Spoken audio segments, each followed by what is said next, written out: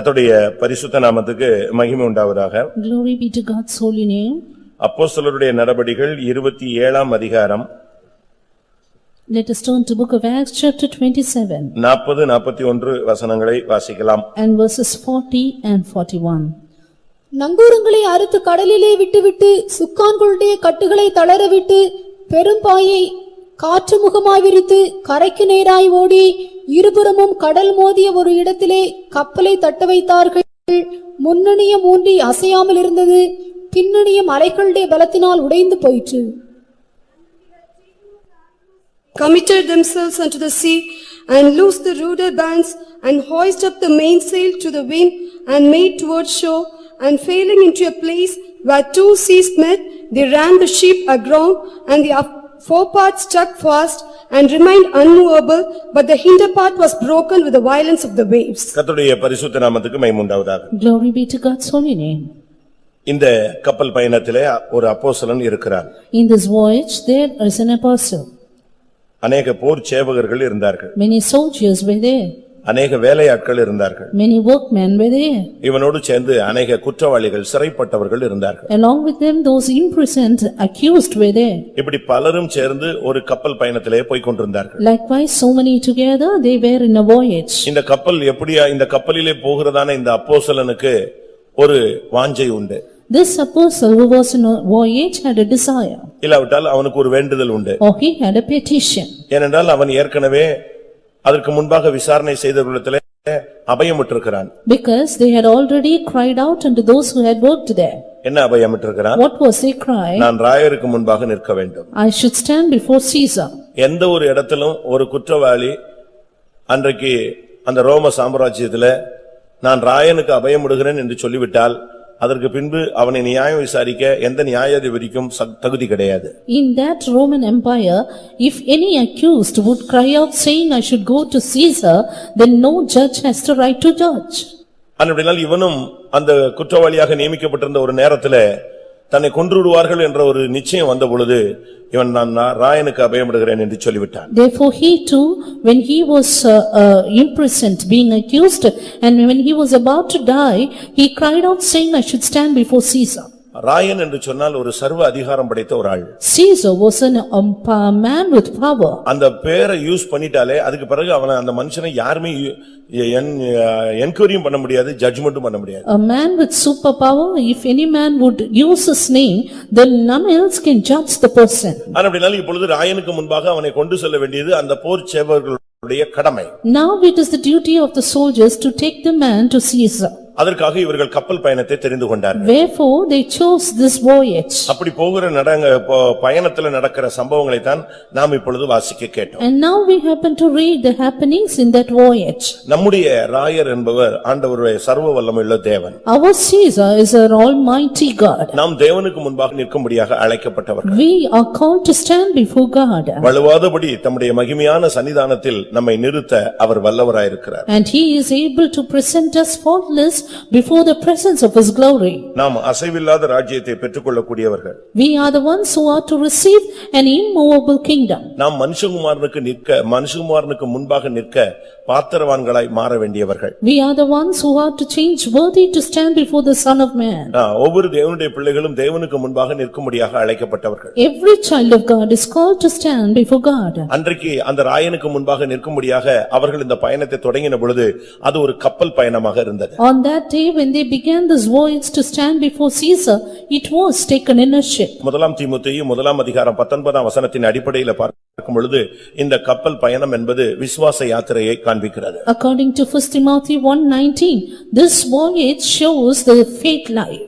ஒவ்வொரு தேவனுடைய பிள்ளைகளும் இந்த விசுவாச பாதையிலே நாம் போய் கடைசியாக கரையேறினால்தான் நாம் ராயனுக்கு முன்பாக நிற்க முடியும். Every child of God, only if they take this voyage of faith can we finally stand before Caesar. ஆனால் இங்கே என்ன நடந்தது? But what happened here? இந்த பயணத்திலே அவர்கள் முன்னேறி கொண்டிருந்தபோது when they were ahead this voyage, இவர்கள் முன்னேறி போய் போய்க்கொண்டே இருந்தபோது Even as they were going ahead, இப்பொழுது புயலும் காற்றுகளும் பயங்கரமான சோதனைகளும் அவர்களை சந்திக்கிறது. terrible tempestuous wind and cyclone hit them.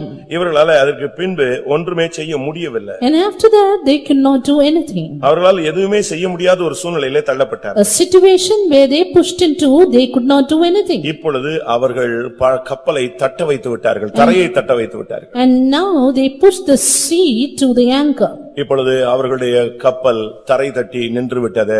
Now their ship in their voyage stood ahead. இப்பொழுது கப்பலுடைய முன்பகுதி போய் அப்படியே மண்ணுல போய் சொருகி நின்று விட்டது. Fourth part stuck towards the shore, கப்பலுடைய பின்பகுதியை பாத்தீங்கன்னா பயங்கர அலை அடிச்சு உடைச்சிடுச்சு. while the hinder part was broken because of the waves. கர்த்தருடைய பரிசுத்த நாமத்துக்கு மகிமை உண்டாவதாக. Glory be to God's holy name. இன்றைய மெசேஜ் அலைகள்.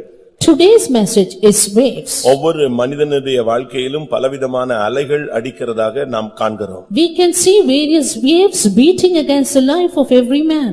கடலுக்கு போனீங்கன்னா சில கடல் பகுதியில பாத்தீங்கன்னா அலைகளே இருக்காது. Going to the parts of the sea, in some parts there would not be any waves. அப்படி இருந்தாலும் அது ரொம்ப அழகா ஸ்லோவா இருக்கும். And there it would be very slow, the அலைகள் motion. இல்லாத கடல்கள் கிடையாது. And there is no sea without waves. ஆனா சில இடத்துல போனீங்கன்னா அலைகள் எப்பவும் மும்முரமா இருந்துகிட்டே இருக்கும். While if you can look at some parts of the sea, the waves are boisterous. அதனாலதான் அலைகள் ஓய்வதில்லைன்னு சொல்லுவாங்க. That's why they say waves are ceaseless. ஏனென்றால் அது 24 hours அந்த தேவனுடைய நியமத்தின்படி அது செயல்பட்டு கொண்டே இருக்கும். Because it keeps on working according to the law of God.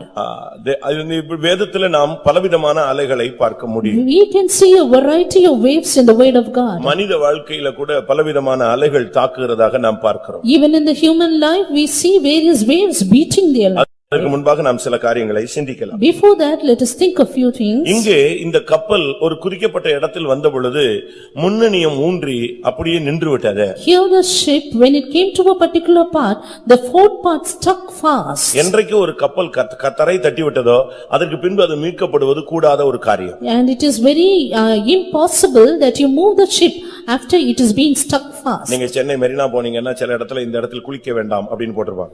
If you go to Marina Beach in Chennai, it will be written, don't take bath here. எதுக்கு தெரியுமா? You know why? அங்க ஒரு கப்பல் ஏற்கனவே தரை தட்டி அதை உடைச்சு எடுத்து அதனுடைய உடைஞ்ச பாகம்லாம் எங்க இருக்கு? தண்ணிக்குள்ள இருக்கு. Because the ship had already stuck there and its remains are found there. ஆனா வெளியே தெரியாது.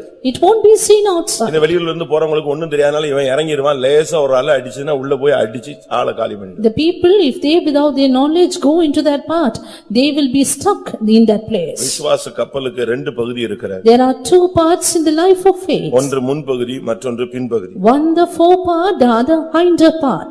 முன்பகுதி பேச்சாக இருக்கலாம்.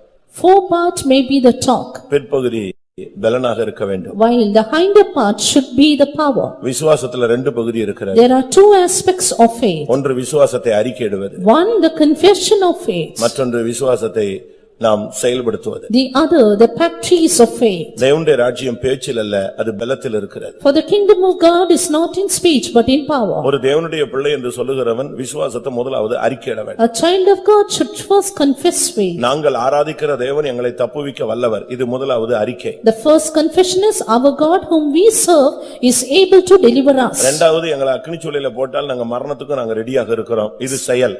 Second confession is, even if we cast into the fiery furnace, we are ready to take in death. This is the practice. ஒவ்வொரு தேவனுடைய பிள்ளைகளும் நாம் விசுவாசத்தை செயல்படுத்த வேண்டும். Every child of God should practice faith in their life. வாயை திறந்து நம்ம விசுவாசத்தினால அறிக்கை செய்றோம், ஆனா கிரியைகளினாலே நாம் அதை செயல்படுத்தவும் வேண்டும். We confess our faith with our mouth, but we need to practice it in our deeds. கிரியை இல்லாத விசுவாசம் செத்தது என்று வேதம் சுட்டிக்காட்டுகிறது. For the word of God says, faith without work is dead. புதிய ஏற்பாட்டு ஒவ்வொரு தேவனுடைய பிள்ளைகளும் கிருபையினாலே நாம் விசுவாசிகளாக நீதிமான்களாக மாற்றப்பட்டவர்கள்.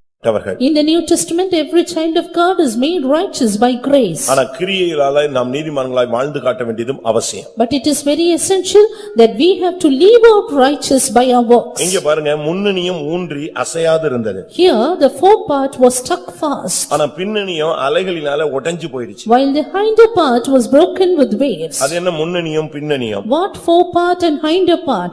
கப்பல்ல முன்பகுதி பின்பகுதின்னு ஒன்னு இருக்கு. There are two parts in a ship. ஒரு நான் நாணயத்துக்கு இரண்டு பக்கங்கள் இருக்கிறது போல And as there are two sides of a coin, தேவனுக்கும் இரண்டு பக்கங்கள் உண்டு. there are two sides even for God. ஒரு பகுதியில தேவன் அன்புள்ளவர், One side God is love, மற்றொரு பகுதியில அவர் பட்சிக்கிற அக்னி என்று சொல்லப்பட்டிருக்கிறது. the other side he is a consuming fire. அதுபோல கப்பலுக்கு ரெண்டு அனுபவங்கள் இருக்கு, ஒன்னு முன்னணியம் மற்றொன்று பின்னணியம். Even so there are two parts in a ship, the fore part and the hinder parts. நீங்கள் அந்த வேதத்துல நீங்கள் நல்லாக விதத்துல நீங்க படிக்கலாம். You can read fast in the word of God about this. முன்னணியத்துக்கு ஒரு காரணம் இருக்கிறது, பின்னணியத்துல ஒரு காரணம் இருக்கிறது. There is முன்னணியத்துக்கு அது முன்னால போய்க்கொண்டே இருக்கும். the fore part will always go ahead. ஆனா இந்த டைரக்ஷனை திருப்புறது எல்லாமே பின்னணியத்துல தான் இருக்கு.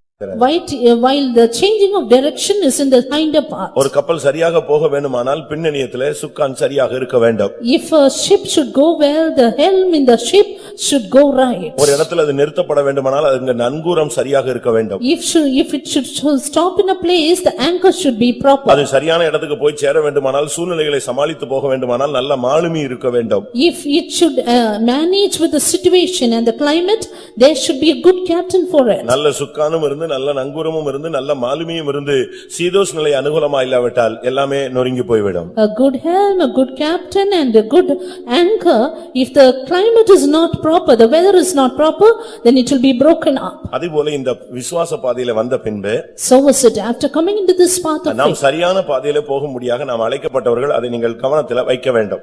You should keep in attention that we are called to trace a right path. அப்போஸ்தலர் 27 அதிகாரம் 29 வசனத்தை பார்க்கும் பொழுது Turning to Acts 27 and 21. 29. பின்னணியத்திலிருந்து 4 நங்கூரங்களை போட்டு அவர்கள் காத்திருந்தார்கள். We see they cast 4 anchors out of the stern and wait. பின்னணியத்தில 4 நங்கூரங்களை போட்டு அந்த கப்பலை ஸ்டாண்ட் பண்ணி காட்டுறாங்க. They made the ship stand fast with 4 anchors. அதே அதிகாரம் 27 அதிகாரம் 30 வசனத்தை பார்க்கும் பொழுது அப்போஸ்தலர் 27:30 பார்க்கும் பொழுது When we turn to Acts 27:30, அவர்கள் முன்னணியத்திலிருந்து நங்கூரங்களை போட மாறி ஆக்ஷன் கொடுத்தாங்க. from the fore part they gave the action that they would cast anchors. பிரியமானவர்களே, நம்முடைய வாழ்க்கையில நங்கூரம் போட வேண்டியது அவசியம். Beloved, we need to lay anchors in our life. இந்த பாதையில நீங்க வரும் பொழுது உங்களுக்குள்ள ஒரு நங்கூரம் இருக்க வேண்டியது அவசியம். When you come to this path, you need to have an anchor. நீங்க பாருங்க, நடு கடல்ல போறாங்க, நங்கூரம்னு சொன்னா ஒரு குறிக்கப்பட்ட இடத்துல அவங்க ஸ்டாண்ட் பண்ணனும்னா அதுல நங்கூரம் போட்டா தான் நிக்கும். When they go through the mid-sea, only if they cast anchors, the ship will stand.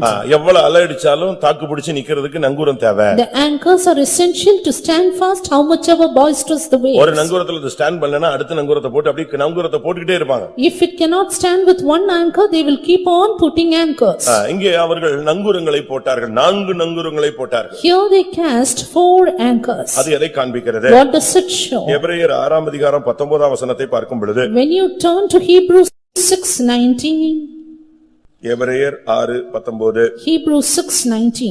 அந்த நம்பிக்கை நமக்கு நிலையும் உறுதியும் திரைக்குள்ளாக போகிறதுமான ஆத்ம நங்கூரமாயிருக்கிறது.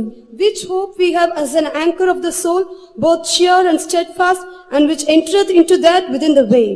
நம்முடைய ஆத்தும நங்கூரம் என்பது நம்பிக்கையாக இருக்கிறது. The anchor of our soul is the hope. இந்த கப்பல் பயணம் எல்லாம் ஒரு பெரிய நம்பிக்கையில தான் போயிட்டு இருக்கு. Yes, this voyage of faith is only in a hope. நம்ம இந்த பாதை கூட ஒரு நம்பிக்கையில தான் நம்ம போறோம். Even this our path is only by hope. கண்டு விசுவாசிக்கிறவனை விட காணாமல் விசுவாசிக்கிறவன் பாக்கியவான். Blessed are the ones who don't see and yet believe, than those who see and believe. ஆனா இங்க 4 நங்கூரங்களை போடுறாங்க. But here 4 anchors were laid. அது எதை காண்பிக்கிறது? What does it show? 1 தெசலோனிக்கேயர் 5 அதிகாரம் 8 வசனத்தை பார்க்கும் பொழுது When you turn to 1 Thessalonians 5:8, அது முதல் நங்கூரம். that is the first anchor. 1 தெசலோனிக்கேயர் 5:8. 1 Thessalonians 5:8. பகலுக்குரியவர்களாகிய நாமோ தெளிந்தவர்களாயிருந்து விசுவாசம் அன்பு என்னும் மார்க்கவசத்தையும் இரட்சிப்பின் நம்பிக்கை என்னும் தலைச்சீராவையும் தரித்துக் கொண்டிருக்க கடவோம். But let us core of the day be sober, putting on the breastplate of faith and love, and for an helmet the hope of salvation. ஒரு தேவனுடைய பிள்ளை நம்பிக்கை அது அவனுக்கு ரொம்ப தேவையான ஒரு காரியம். For a child of God, hope is much essential. அது ஒரு ஆத்தும நங்கூரமாக இருக்க வேண்டும். It should be the anchor of a soul. இங்கே சொல்லி இருக்கிறது ரட்சிப்பின் நம்பிக்கை. It is said hope of salvation. உன்னுடைய ரட்சிப்பில உனக்கு ஒரு நம்பிக்கை இருக்கணும். You need to have a hope in your salvation. ரட்சிப்பு ரொம்ப முக்கியமானது. Salvation is important. ரட்சிப்பை எந்த நேரத்திலும் நம்ம காத்துக்கொள்ளணும். Salvation should be preserved. பயத்தோடு உங்களுடைய ரட்சிப்பு நிறைவேற நீங்கள் காத்திருங்கள் என்று சொல்லப்பட்டிருக்கிறது. And it is said, work out your salvation with fear. ரட்சிப்பு தான் நம்முடைய பாதுகாப்பு. Yes, salvation is our நீ protection. ரட்சிக்கப்பட்டவன் என்கிறதுனால தான் பிசாசு உன்னை விட்டு விலகி போய் கொண்டே இருக்கிறான். It is because you are saved, devil is away from you. பிசாசு உன்னை விட்டு விலகுறதுடைய ரகசியமே உன்னுடைய ரட்சிப்பு தான். Devil is away from you just because of salvation. உன் பக்கத்துல வரைக்கும் வருவான், நீ ரட்சிக்கப்பட்டவனே விலகி போய்டுவான். He comes nigh to you, when you are saved, he goes away. உன் மேல அந்த நாமம் உனக்கு தெரியாது, அந்த பிசாசுக்கு தெரியும். You don't know the anchor of it, but the devil knows it. உன்னுடைய நெத்தியில இருக்கிற ஆண்டவருடைய நாமத்தை பிசாசுக்கு தெரியும். And the devil knows the name of the Lord which is in your forehead. உன்னை பார்த்த உடனே சொல்லிடுவான், அப்படி விலகி போய்டுவான். Soon as he sees, he will get away. நீ அந்த வீட்ல இருந்தேனா அந்த வீட்டுக்கிட்டே பிசாசு வரக்கூடாது. If you are in that house, the devil should not come nigh to your house. உன்னிடத்துல ஒரு சக்தி இருக்குன்னு சொல்லிடுவான். And he will say, there is a power in you. உனக்குள்ள ஒரு ரட்சிப்பு உனக்குள்ள இருக்கணும். Salvation should be in you. அதுதான் உன்னுடைய நம்பிக்கை. That is your hope. அந்த நம்பிக்கை தான் உன்னுடைய நங்கூரம். That is your anchor. இந்த மார்க்கத்துல போக உனக்கு ஒரு சரியான ரட்சிப்பின் அனுபவம் இருக்கணும். If you ought to go in this path, you need to have a right path of salvation. முதலாம் பேதுரு முதலாம் அதிகாரம் 13ஆம் வசனத்தை பார்க்கும் பொழுது, Turning to 1 Peter 1:13. அங்க என்ன சொல்லப்பட்டிருக்கிறது? What is it being said there? 1 பேதுரு 1:13. 1 Peter 1:13. ஆகையால் நீங்கள் உங்கள் மனதின் அறையை கட்டிக்கொண்டு தெளிந்த புத்தியுள்ளவர்களாயிருந்து இயேசு கிறிஸ்து வெளிப்படும்போது உங்களுக்கு அளிக்கப்படும் கிருபையின் மேல் பூரண நம்பிக்கையுள்ளவர்களாயிருங்கள். Wherefore gird up the loins of your mind, be sober, and hope to the end for the grace that is to be brought unto you at the revelation of Jesus Christ. கிருபையின் மேல் நம்பிக்கை. Hope upon the grace. பூரண நம்பிக்கை உங்களுக்கு கிருபையின் மேல இருக்கணும். Perfect hope should be upon the grace. ஆவிக்குரிய ஜீவிதத்துல வந்த பின்பு நம்முடைய நம்பிக்கை நம்முடைய நங்கூரம் கிருபையாக நம்பிக்கை கிருபையாக இருக்கிறது. After coming into spiritual life, our anchor is hope. ஆண்டவரை மட்டும் தான் நம்பி இந்த பாதையில நீங்க போயிட்டே இருக்கணும். Go in this path hoping on God. ஆண்டவருடைய கிருபை மட்டும் உனக்கு இருந்தா நீ கடைசி வரைக்கும் போய் சேர்ந்துடலாம். If you have the grace of God, you can reach the end. இன்னைக்கு எத்தனை பேர் நீங்கள் ஆண்டவர் மேல முழு நம்பிக்கை வைக்கிறீர்கள்? How many of you place your full hope upon God உங்களுடைய today? நம்பிக்கை தான் உங்களுக்கு நங்கூரமாக இருக்கிறது. It is your hope, it is your anchor. ஆனா இங்க நடந்த காரியம் என்னன்னா இந்த நங்கூரங்களை அறுத்து விட்டதனால தான் அந்த கப்பல் தடுமாற ஆரம்பித்தது. But what happens is only when they cut off this anchor, the ship will start to tremble. 27:40 நீங்க பார்க்கும் பொழுது 27:40. நங்கூரங்களை அறுத்து கடலிலே விட்டு விட்டார்கள். They had taken up the anchors and committed it under the sea. 2 கொரிந்தியர் 1ஆம் அதிகாரம் 9ஆம் வசனத்தை பார்க்கும் பொழுது, Turning to 2 Corinthians 1:9. தேவன் பேரில் அசையாத ஒரு நம்பிக்கை உனக்கு இருக்க வேண்டும். You need to have a confidence immovable upon God. ஆண்டவர் மேல உறுதியான நம்பிக்கை இருக்கணும். A firm confidence upon God. அது என்ன நம்பிக்கை?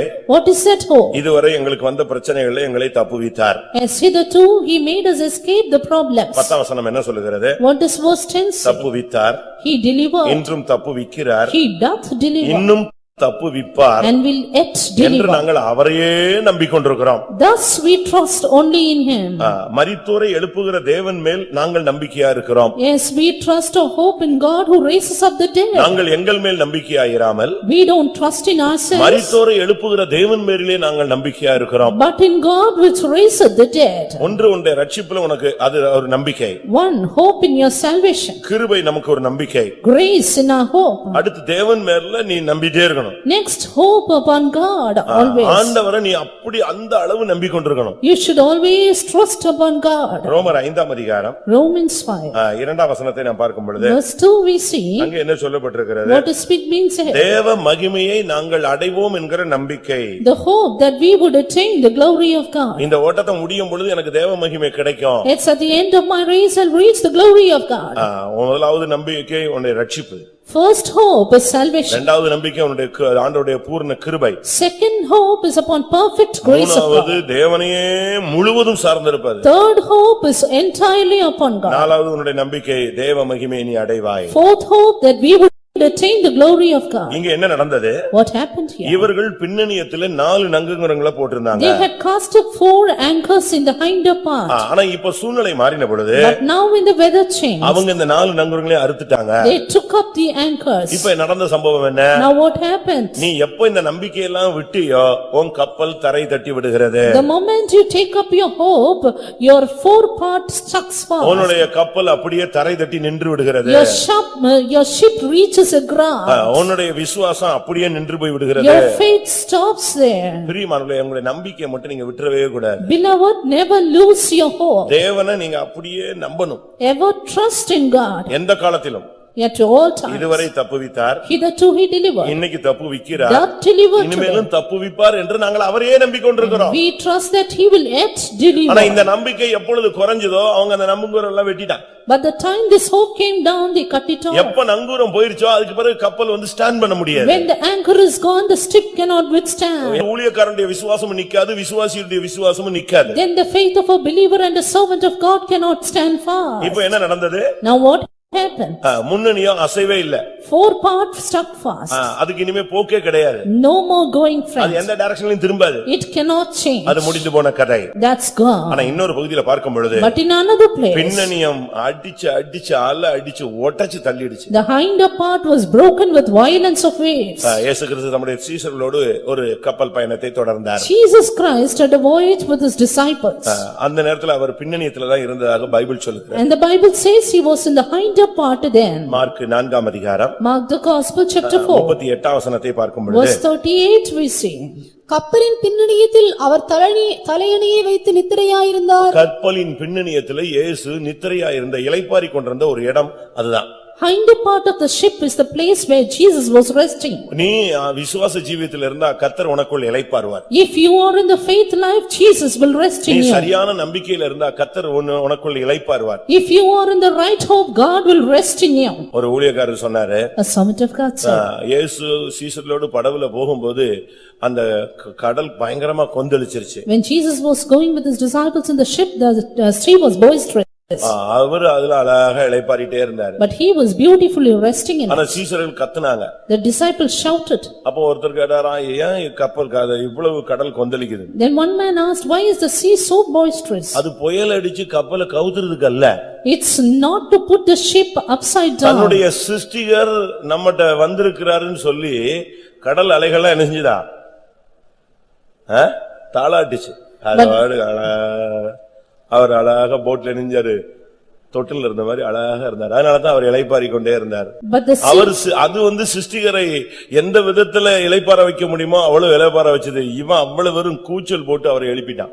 The sea was glad because the Creator was inside resting, and it gave a good lullaby by the waves, and thus making Jesus to rest well.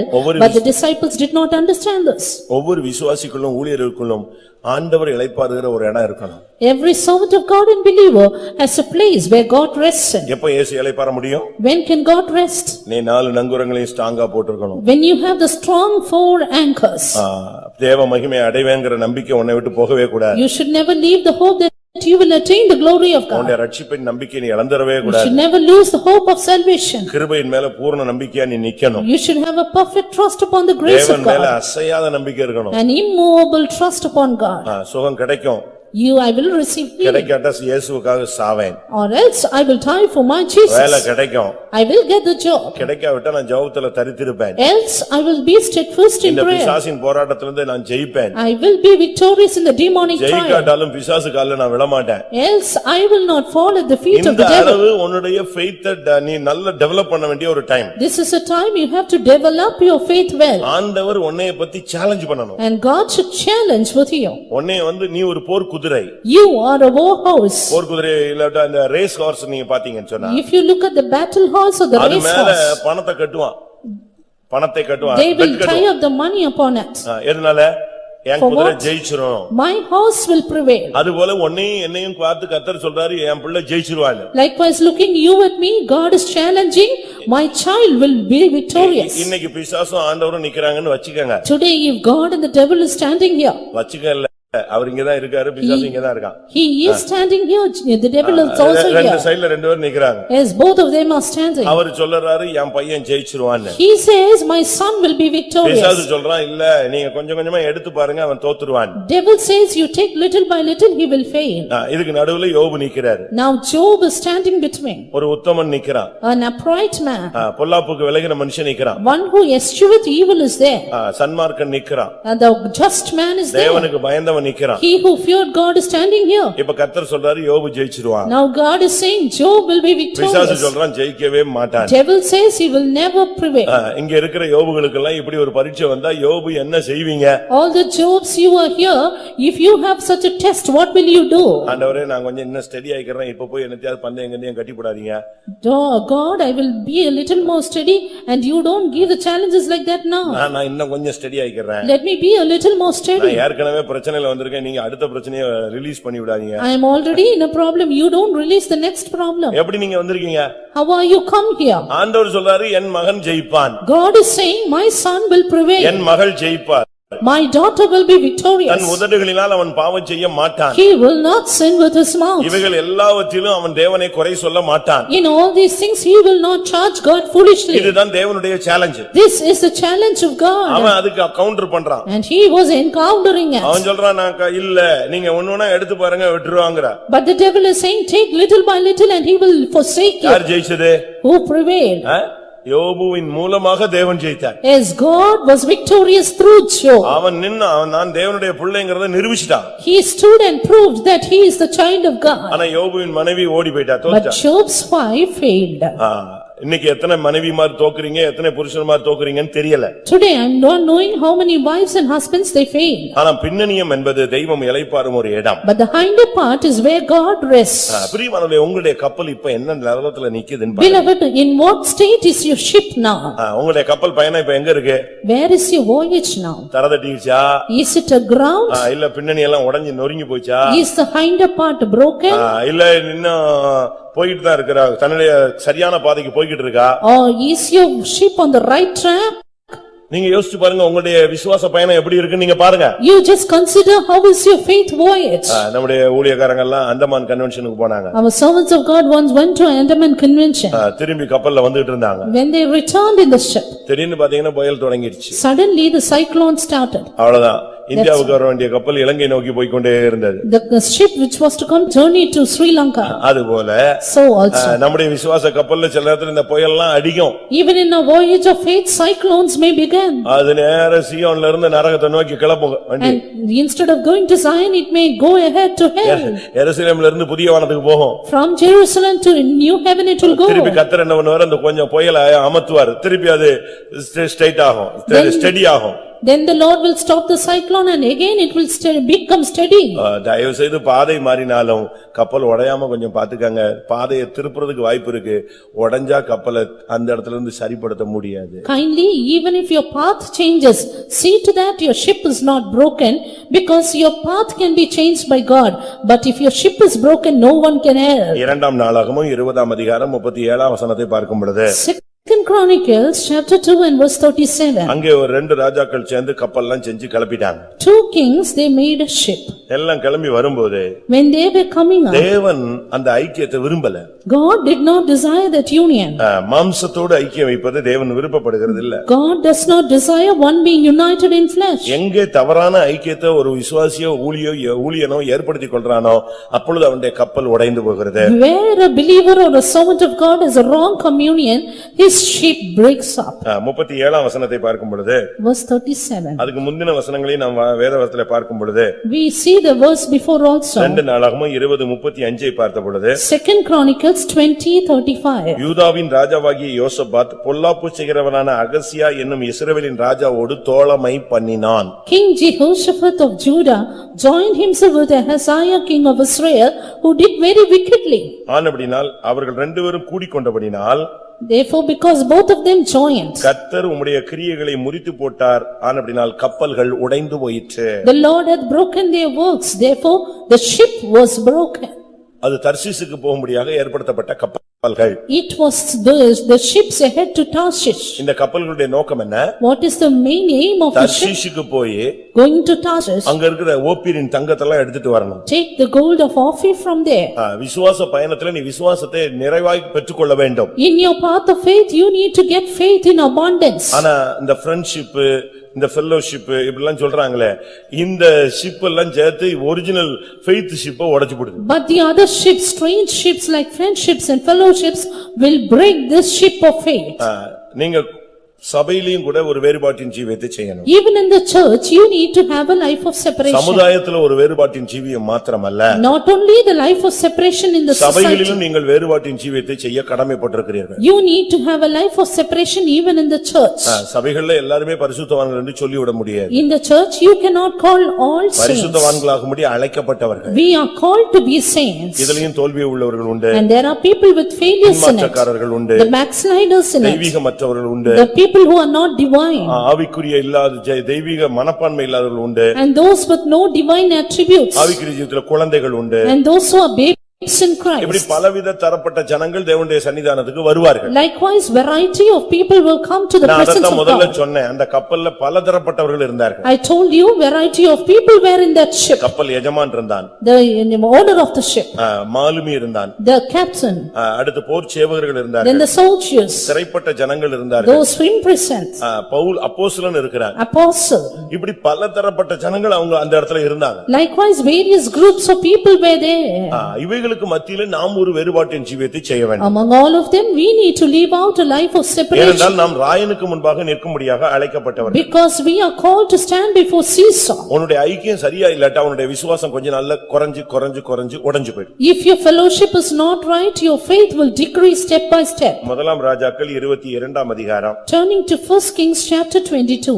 48ஆம் வசனத்தை பார்க்கும் பொழுது And verse 48. அங்கேயும் இப்படிப்பட்ட ஒரு சம்பவத்தை நாம் பார்க்கிறோம். Again there we see such an incident. நம்முடைய ஜீவியம் சரியில்லாட்டா நம்முடைய விசுவாசம் கொஞ்சம் கொஞ்சமா ஒண்ணு இல்லாம போயிடும். If our life is not right, our faith will become nothing. கர்த்தரே அதை உடைச்சு ஒண்ணு இல்லாம ஆக்கிடுவாரு. God himself will break it and make it void. 48ஆம் வசனத்தை நாம் பார்க்கும் பொழுது Verse 48. பொன்னுக்காக ஓப்பீருக்கு போகும்படி யோசபாத் தர்சீஸ் கப்பல்களை அவன் ஏற்படுத்தினான். Jehoshaphat made ships of Tarshish go to offer for gold. ஆனால் அவைகள் அங்கே போகவில்லை. But they went not. Ezion கேபேர் என்ற இடத்தில் உடைந்து போய்விட்டது. For the ships were broken at Ezion Geber. எப்படியாவது ஓப்பீரின் தங்கத்தை கொண்டு வந்துறணும் அவன் ரொம்ப ட்ரை பண்ணான். Somehow he tried to bring the gold of Ophir. ஆனால் அவனால முடியல. But he could not. பிரியமானவர்களே, தேவன் உன்னுடைய விசுவாசத்தை கனம் பண்ணணும். Beloved, God should honor your faith. உன்னுடைய விசுவாசத்தை தேவன் கண்டம் பண்ற மாதிரி இருக்க கூடாது. And your faith should not be that God may condemn you. இஸ்ரவேலுக்குள் நான் இப்படிப்பட்ட ஒரு விசுவாசத்தை காணவில்லை என்று உன்னுடைய விசுவாசத்தை கர்த்தர் மெச்ச வேண்டும். God should exalt, appreciate your faith, saying, I have not seen so great faith in Israel. நான் சில விசுவாசிகளுடைய விசுவாசத்தை பார்த்து ஆச்சரியப்பட்டிருக்கேன். I have been surprised at the faith of some believers. அவங்க என்ன ஸ்ட்ராங்கா விசுவாசத்துல நிக்கறாங்க. They are very strong in their faiths. அவங்க அப்படியே விசுவாசத்துல நின்னு அப்படி கண்ணுக்கு முன்னால ஜீவனை கொடுக்கறான். Being strong in their faith, they give their lives before their eyes. அவங்களுக்கு படிப்பறிவு இருக்கு. They have education. பண வசதி இருக்கு. Good wealth. நல்ல ஸ்தானங்கள் இருக்கு. And even good position. அதே நேரத்துல விசுவாசமும் ஸ்ட்ராங்கா இருக்கு. At the right time, their faith is strong. அந்த கப்பலுக்கு நல்ல நங்கூரம் போட்டு வச்சிருக்கான். The faith is good anchor. அந்த நம்பிக்கை ஆத்தும நங்கூரமா இருக்கிறது. And that anchor is the anchor of our soul. பிரியமானவர்களே, உங்களுடைய கப்பல் இப்பொழுது எந்த இடத்துல இருக்கு? Beloved, where is your ship now? உங்களுடைய விசுவாச ஜீவியம் இப்ப எங்க இருக்கு? Where is your faith life now? உடைஞ்சு போயிடுச்சா? Is it broken? இல்ல எங்கயாவது தட்டி நின்னுடுச்சா? Or is it stuck fast? இல்ல எங்கயாவது நங்கூரம் போட்டு நிப்பாட்டி வச்சிருக்கீங்களா? Or is it standing with anchors? இல்ல அது பயணப்பட்டு தன்னுடைய நாடிய துறைமுகத்தை நோக்கி போய் கொண்டிருக்கிறதா? Or is it taking its voyage to the desired haven? ஏன்னா இந்த உலகம் வந்து ஒரு வித்தியாசமான ஒரு பாதை. Because this world is entirely different. இது ஒரு பெரிய கடல். This is a big ocean. இது துன்மார்க்கர்கள் நிறைந்த ஒரு கடல். An ocean full of wicked. இடுக்கம் நிறைந்த ஒரு கடல். Ocean with straits. ஏசாயா 57ஆம் அதிகாரம் 20ஆம் வசனத்தை பார்க்கும் பொழுது When you turn to Isaiah துன்மார்க்கர் கொந்தளிக்கிற கடலை போல இருக்கிறார்கள். 57:20, the wicked are like troubled sea. சகரியா 10ஆம் அதிகாரம் 11ஆம் வசனத்தை பார்க்கும் பொழுது Zechariah 10:11, இடுக்கம் என்கிற சமுத்திரத்தை நீ கடக்கும் பொழுது when you cross the ocean of straightness, ஆவிக்குரிய ஜீவிதத்துல வந்துட்ட பிறகு after coming to the spiritual இந்த life, துன்மார்க்கம் இந்த இடுக்கம் இதுக்கு மத்தியில தான் நம்ம போக வேண்டியிருக்கு. you will have to pass through this wickedness and முழு affliction. உலகமும் பொல்லாங்கனுடைய கையில கிடக்குது. The whole world is in the hand of the wicked. இதுல தான் நம்ம பயணம் போயிட்டு இருக்கு. We are journeying in this world. கர்த்தர் என்ன பண்ணிடுவாரு? What do the Lord நீ do? உன்னுடைய நங்கூரத்தை கரெக்ட்டா வச்சிருந்தீனா, The Lord says, if your anger is right, உன்னுடைய எய்ம் கரெக்ட்டா இருந்துச்சுன்னா, if your aim is right, உன்னுடைய விசுவாசத்தை நம்பிக்கையை நீ காத்துக்கொண்டா, if you keep up your faith and hope, உன்னை நாடிய துறைமுகத்துல கொண்டு போய் சேர்க்க அவர் வல்லவராய் இருக்கிறார். He is able to make you reach the desired haven. சில அலைகள் எல்லாம் பாத்தீங்கன்னா பலமுடைய அலைகள். Some waves are strong. நீங்க பாருங்க, இந்த சுனாமி எல்லாம் புறப்பட்டு வரும்போது என்ன மாதிரி வருகிறது? During the tsunami, you say the waves, they are very அது strong. வாட்டுக்கு வீடு பெரிய பெரிய பில்டிங் எல்லாத்தையும் அப்படி நொறுக்கி இழுத்துக்கிட்டே போகுது. So terrible they are, uprooting all the houses and the trees. நமக்கு இந்த சும்மா விளையாடுறதுக்காக கொஞ்சம் கரையில போய் நிப்போம். And we just for play stand at the shore of the sea. திடீர்னு பாத்தீங்கன்னா அதுக்கு டென்ஷன் ஆன மாதிரி இழுத்துட்டு போயிடும். Suddenly you can see the waves, they are boisterous. நீங்க யோசிச்சு பாருங்க. You just think over. எத்தனை பேர் இப்படிப்பட்ட பாதைகள்ல போய்கிட்டு இருக்கோம்? How many of you are going through such paths? இன்னைக்கு கூட நீங்க பல அலைகள்ல தட்டி தடுமாறி தான் இங்க உட்கார்ந்துக்கிறீங்கன்னு நான் விசுவாசிக்கிறேன். Even today I believe you are being stuck by waves. ஒன்றை நீங்கள் புரிந்து கொள்ள வேண்டும். But understand one thing. இந்த பாதையில வரும் பொழுது நமக்கு எதிர்காற்று வீசத்தான் செய்யும். When you come to this path, waves against us will blow. எப்போ நீங்க இந்த பைபிளை எடுத்துட்டு நீங்க புறப்பட்டீங்களோ அப்ப நீச்சல் தான் போடணும். The time you have taken this Bible in your hand, you have to take the swim against the current. மத்தேயு 14:24 பார்க்கும் பொழுது, Turning to Matthew 14:24. எதிர்காற்று வந்தா உன்னுடைய அலைகள்ல நீ பயங்கர கஷ்டப்படுவ. When the wind is contrary, you will be tossed with waves. அப்படிதான் சொல்லி இருக்கிறது. That is what said here. எதிர்காற்றா இருந்தபடினால் அலைகளினால் படவு அலைவுபட்டது. The ship was tossed with waves, for the wind was contrary. இன்னொரு பகுதியில பார்க்கும் பொழுது, In another sense, கடைசி கால அடையாளமே அலைகள் கொந்தளிப்பா இருப்பதுதான். the last day sign is the waves of the sea. லூக்கா 21:25 வசனத்தை பார்க்கும் பொழுது, Turning to Luke the Gospel 21:25. Luca 21:25. 21:25 of Luke the Gospel. சூரியனிலும் சந்திரனிலும் நட்சத்திரங்களிலும் அடையாளங்கள் தோன்றும், பூமியின் மேலுள்ள ஜனங்களுக்குள் தத்தளிப்பும் இடுக்கணும் உண்டாகும், சமுத்திரமும் அலைகளும் முழக்கமாயிருக்கும். சமுத்திரமும் அலைகளும் முழக்கமாய் இருக்கும். The sea and the waves roaring. கடைசி கால அடையாளம் விசுவாசிகளுக்கு எதிராக இந்த அலைகள் முழக்கமா இருக்கக்கூடிய ஒரு காலம். As a sign of the last days, these are times when the waves roar against our அதுதான் believers. இப்ப பாருங்க, குடும்பத்துல, வேலைகள்ல, வீடுகள்ல, சமுதாயத்துல, சபைகள்ல எல்லா இடத்துலயும் பிரச்சனை என்ன சாதாரண பிரச்சனை கிடையாது.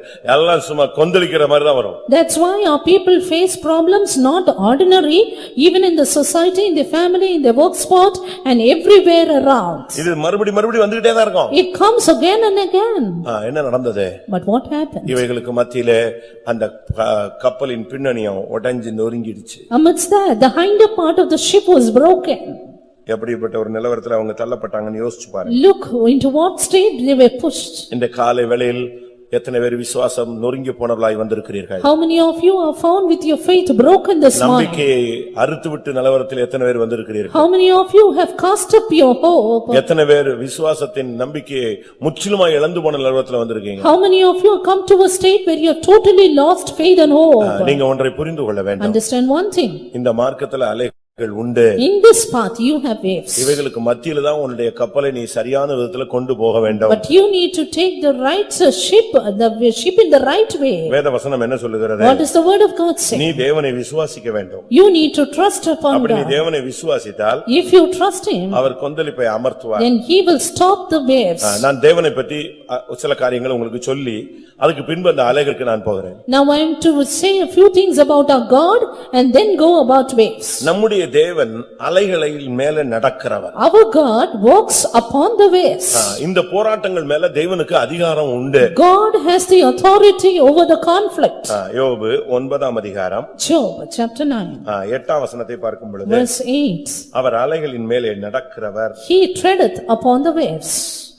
அவர் ஒருவரே வானங்களை விரித்து சமுத்திர அலைகளின் மேல் நடக்கிறவர். அலைகள் மேல நடக்கிற தெய்வம் நம்முடைய தெய்வம். Our God is a God who treadeth upon the waves. எந்த அலைகள் உனக்கு விரோதமாய் கொந்தளிக்கிறதோ அந்த அலைகள் மேலே நடந்து வருகிற சர்வ வல்லமையுள்ள தெய்வனை நீ ஆராதிக்கிறாய். Whatever be the waves against you, you worship the God who walks upon the waves. அதனால எந்த அலைகளும் உன்னையே சேதப்படுத்த அதிகாரம் கிடையாதுங்கறத தான் நான் சொல்ல வர்றேன். Therefore I come to say the fact that no wave had the right to destroy you. மத்தேயு 14:25ல பார்க்கும் பொழுது, When you turn to Matthew 14, யோபுல சொல்லி இருக்கிறது அலைகளின் மேல் நடக்கிறவர். 14:25, God who treadeth upon the waves. யோபுல சொல்லி இருக்கிறது அலைகளின் மேல் நடக்கிறவர். In Job, God who treadeth upon the waves. ஆனா இங்கே மத்தேயு 14:25ல நடந்து வந்தவர். In Matthew 14:25, he walked upon the waves. இரவின் 4ஆம் ஜாமத்திலே இயேசு கடல் அலைகளின் மேலே நடந்து வந்தார். Yes, in the fourth watch of the night, Jesus was walking on the sea. உனக்கு விரோதமாக பல அலைகள் வீசிக்கொண்டிருக்கலாம், ஆடிக்கொண்டிருக்கலாம்,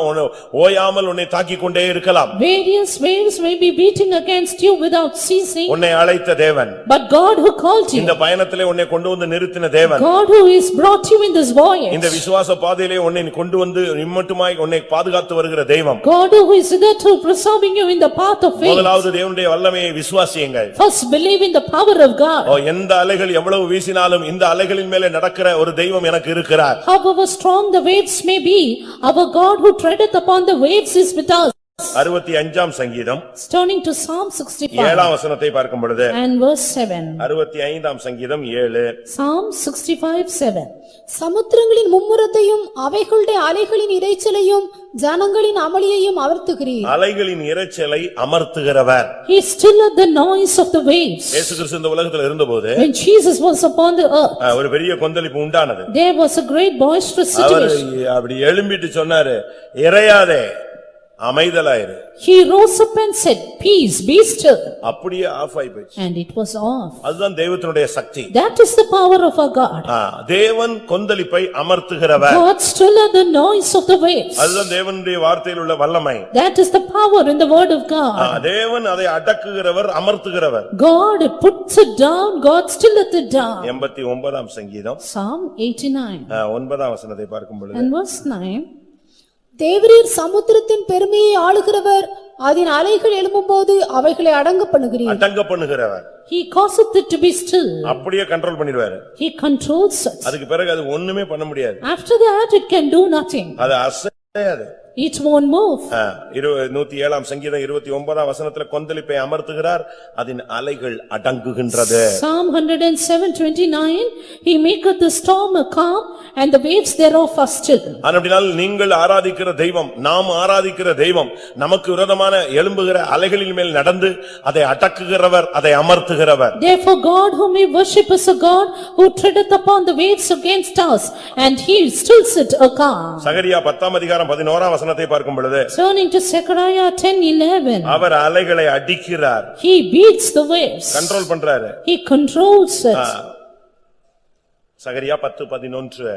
Zechariah 10:11. இடுக்கும் என்கிற சமுத்திரத்தை கடக்கையில் அவர் சமுத்திரத்தின் அலைகளை அடிப்பார். அவர் சமுத்திரத்தின் அலைகளை அடிப்பார். He shall smite the waves in the sea. அவ்வளவுதான், அதோட அது ஆஃப் ஆகி போயிடும். With that it will be controlled. சால்வையை முறுக்கி யோர்தானை அந்த எலியாவும் எலிசாவும் அடித்த பொழுது யோர்தான் அப்படியே விலகி போயிடுச்சு. When Elijah and Elisha bet the waves of Jordan, it was still. செங்கடலை நோக்கி தன்னுடைய மோசே நீட்டின பொழுது செங்கடல் வழிவிட்டது. When Moses stretched his rod toward the Red Sea, it was divided. நீங்கள் ஆராதிக்கிற தேவன் சர்வ வல்லமையுள்ள தேவன். God whom you worship is an almighty God. உங்களை அழைத்த தேவன் வல்லமையுள்ள தேவன். God who called you is an almighty God. அவர் ஒருவரும் கண்டிராதவரும் காணக்கூடாதவரும் ஏக சக்கராதிபதியாக இருக்கிறார். He is a God who no man hath seen, whom no man can see, and the only potentate. ஒருவேளை அது உன்னை மேற்கொண்டுமோ நீ பயப்படலாம், ஆனா மேற்கொள்ளாதபடி அதுக்கு ஒரு கரையையும் அதுக்கு ஒரு எல்லையையும் கத்தர் வைத்து நிறுத்தி வைத்திருக்கிறார். You may be afraid if the waves will prevail, but God has a border and a limit for the waves to stop. இம்மட்டும் வா, Come hitherto இத தாண்டி வராத. and don't cross it.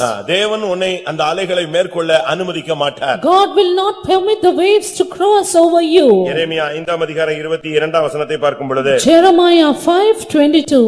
அவர் உன்னை மேற்கொள்ள விட மாட்டார். He will not allow it to prevail. எனக்கு பயப்படாதிருப்பீர்களோ என்று கர்த்தர் சொல்லுகிறார். அலைகள் மோதியடித்தாலும் மேற்கொள்ளப்படாதபடிக்கும் அவைகள் இறைந்தாலும் கடவாதபடிக்கும் கடக்கக்கூடாத நித்திய பிரமாணமாக சமுத்திரத்தின் மணலை எல்லையாய் அங்க வைத்திருக்கிறார். தேவனுடைய வல்லமையை நீங்க பாருங்க. Look at the power of our God there. அலைகள் மோதி அடித்தாலும் உன்னை மேற்கொள்ளாது. Though the waves may not toss அவைகள் against you, இறைந்தாலும் உன்னை கடந்து போக முடியாது. they will not prevail, not pass கர்த்தர் அதுக்கு over. ஒரு டைம், ஒரு இடம் வச்சிருக்கிறார். God has placed a limit for us. எத்தனை பேர் தேவனை How many விசுவாசிக்கிறீர்கள்? of you believe in God? நம்முடைய தேவன் அலைகளை Our அடக்குகிறவர், God stilleth the waves. அலைகளை அடிக்கிறவர், Our God smiteth the waves. அலைகளை அமர்த்துகிறவர். He who stilleth the waves. அலைகளின் மேலே நடந்து வந்து உனக்கு உதவி செய்ய வல்லவர். He who helps you treading upon the waves. இன்னைக்கு பாருங்க மனித சமுதாயத்துல பலவிதமான பிரச்சனைகள். Look at the human people, they have very kinds of problems. இந்த அலைகளை குறித்து நான் கொஞ்ச நேரம் பேச விரும்புகிறேன். Let me speak of the waves now. தேவனுடைய வல்லமையை நான் முதலாவது உங்களுக்கு சொன்னேன். First I told you of the power of God. அப்பதான் இரண்டாவது இத சொன்னா உங்களுக்கு பயம் இல்லாம போகும். Only then when I say about the waves, you will not be afraid. இல்லனா அலைகளை பார்த்து நீங்க பயந்துருவீங்க. Or else you will be fearful of the waves.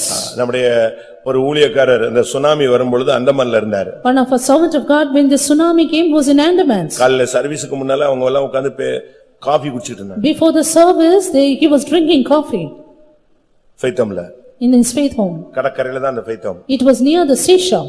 புதுசா ஒரு பிரதர் அங்க மாறி போயிருந்தார். And there was a new brother who was changed there newly. அவர் அங்க இருக்கார். He was there in that faith home. ரெண்டு sisters. Two sisters. இப்ப coffee குடிச்சிட்டு இருக்கும்போது குலுக்கம் உண்டாகுது. When he had the morning cave, there was a shake. பாக்கும்போது கடல் கொந்தளிச்சு வருது. The sea was trembling then. இவங்க வெளியே வந்துட்டாங்க. He just came out. அடுத்த அலை வருது. And the next wave came. வேகமா வருது. சிஸ்டர்ஸ் ரெண்டு பேரும் ஓடுறாங்க. அந்த ரெண்டு பிரதர்ஸும் ஓடுறாங்க. It was coming rapidly and the sisters and the brother was running. நாலு பேர் ஓடுறாங்க. All the four were running. ஊரே ஓடுது. அதுக்கு பிறகு பார்த்தா எல்லாமே ஓடிட்டு தான் இருக்காங்க. The whole village were running around.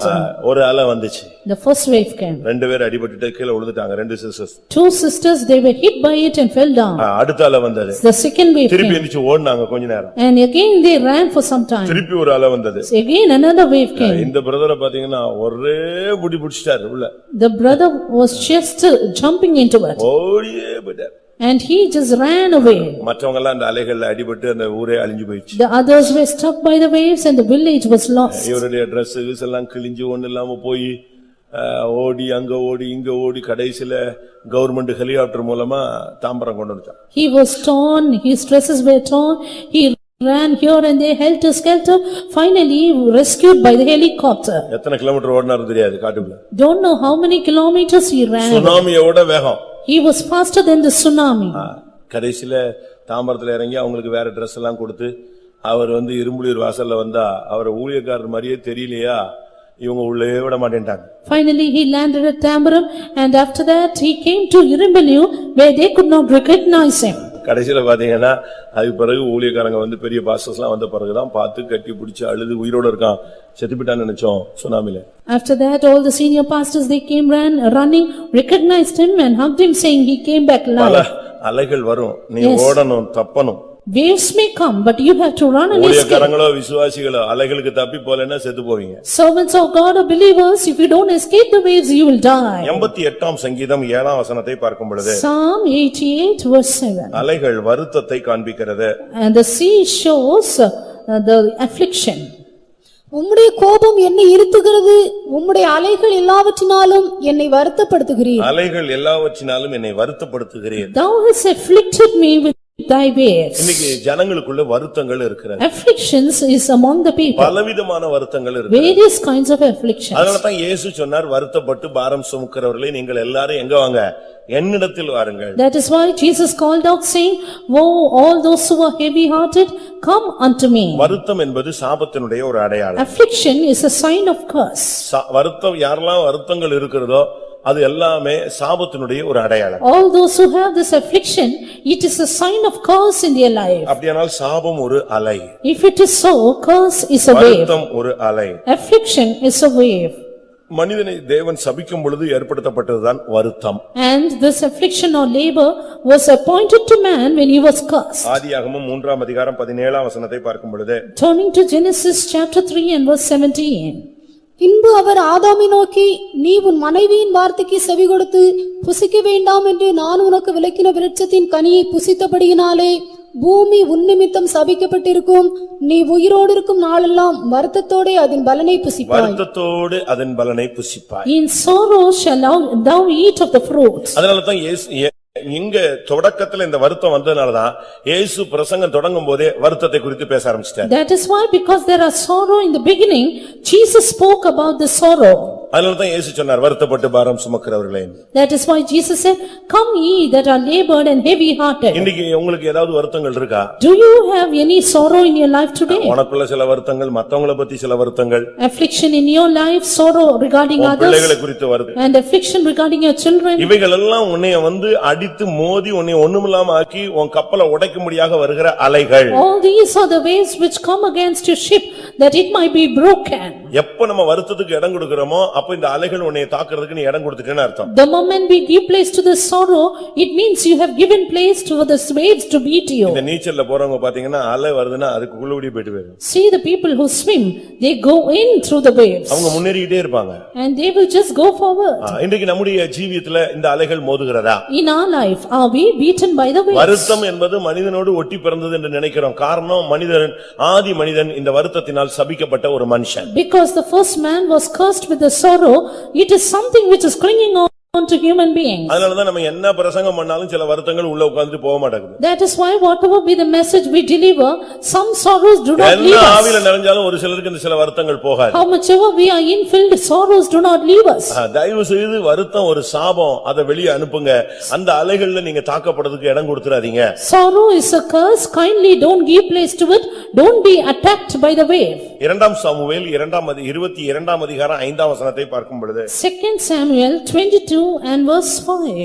என்ன சொல்லுகிறது? What does it say? மரண அலைகள், The waves of death.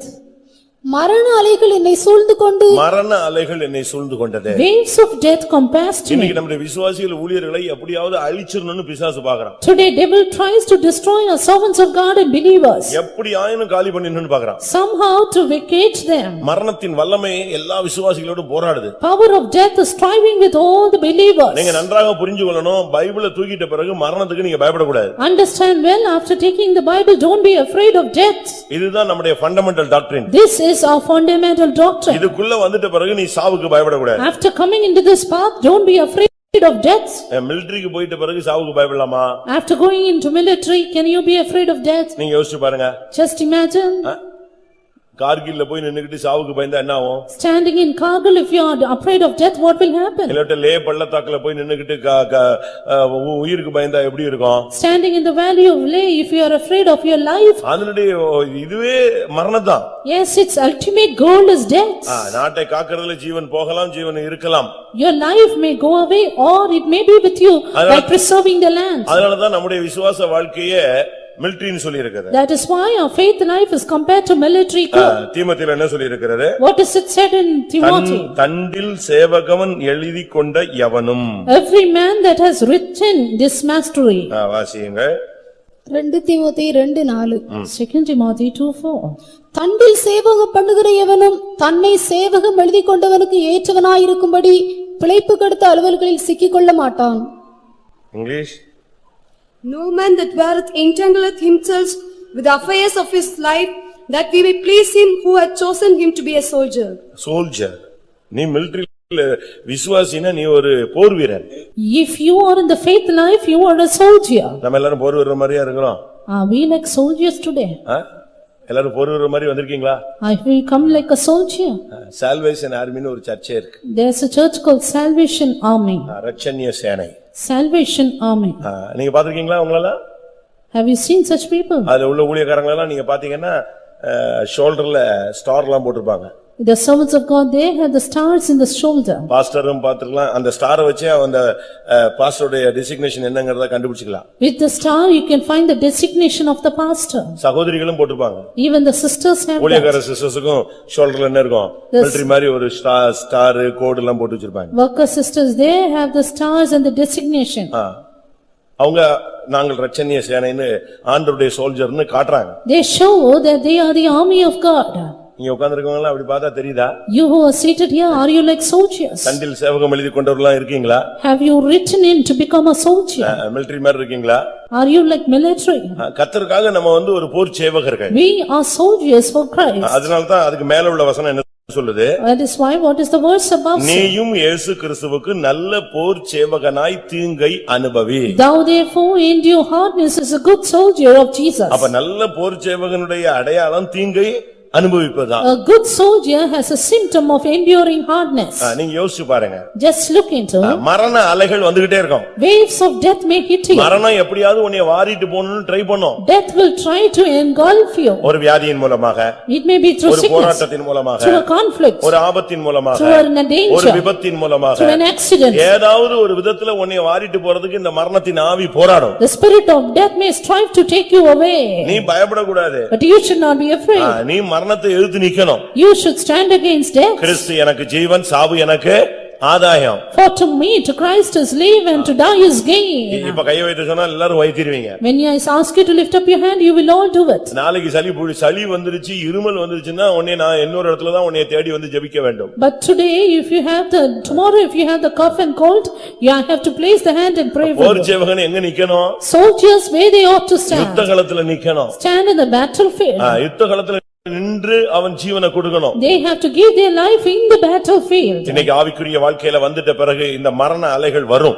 Today, after coming to spiritual life, waves of death may toss. யாக்கோபு James 1 அதிகாரம் 6 யாக்கோபு 1:6. 1:6 of James. அங்க ஒரு அலை இருக்கு. There's a wave there. ஆனாலும் அவன் எவ்வளவாகிலும் சந்தேகப்படாமல் விசுவாசத்தோடே கேட்க கடவன். சந்தேகப்படுகிறவன் காற்றினால் அடிபட்டு அலைகிற கடலின் அலைக்கு ஒப்பாயிருக்கிறான்.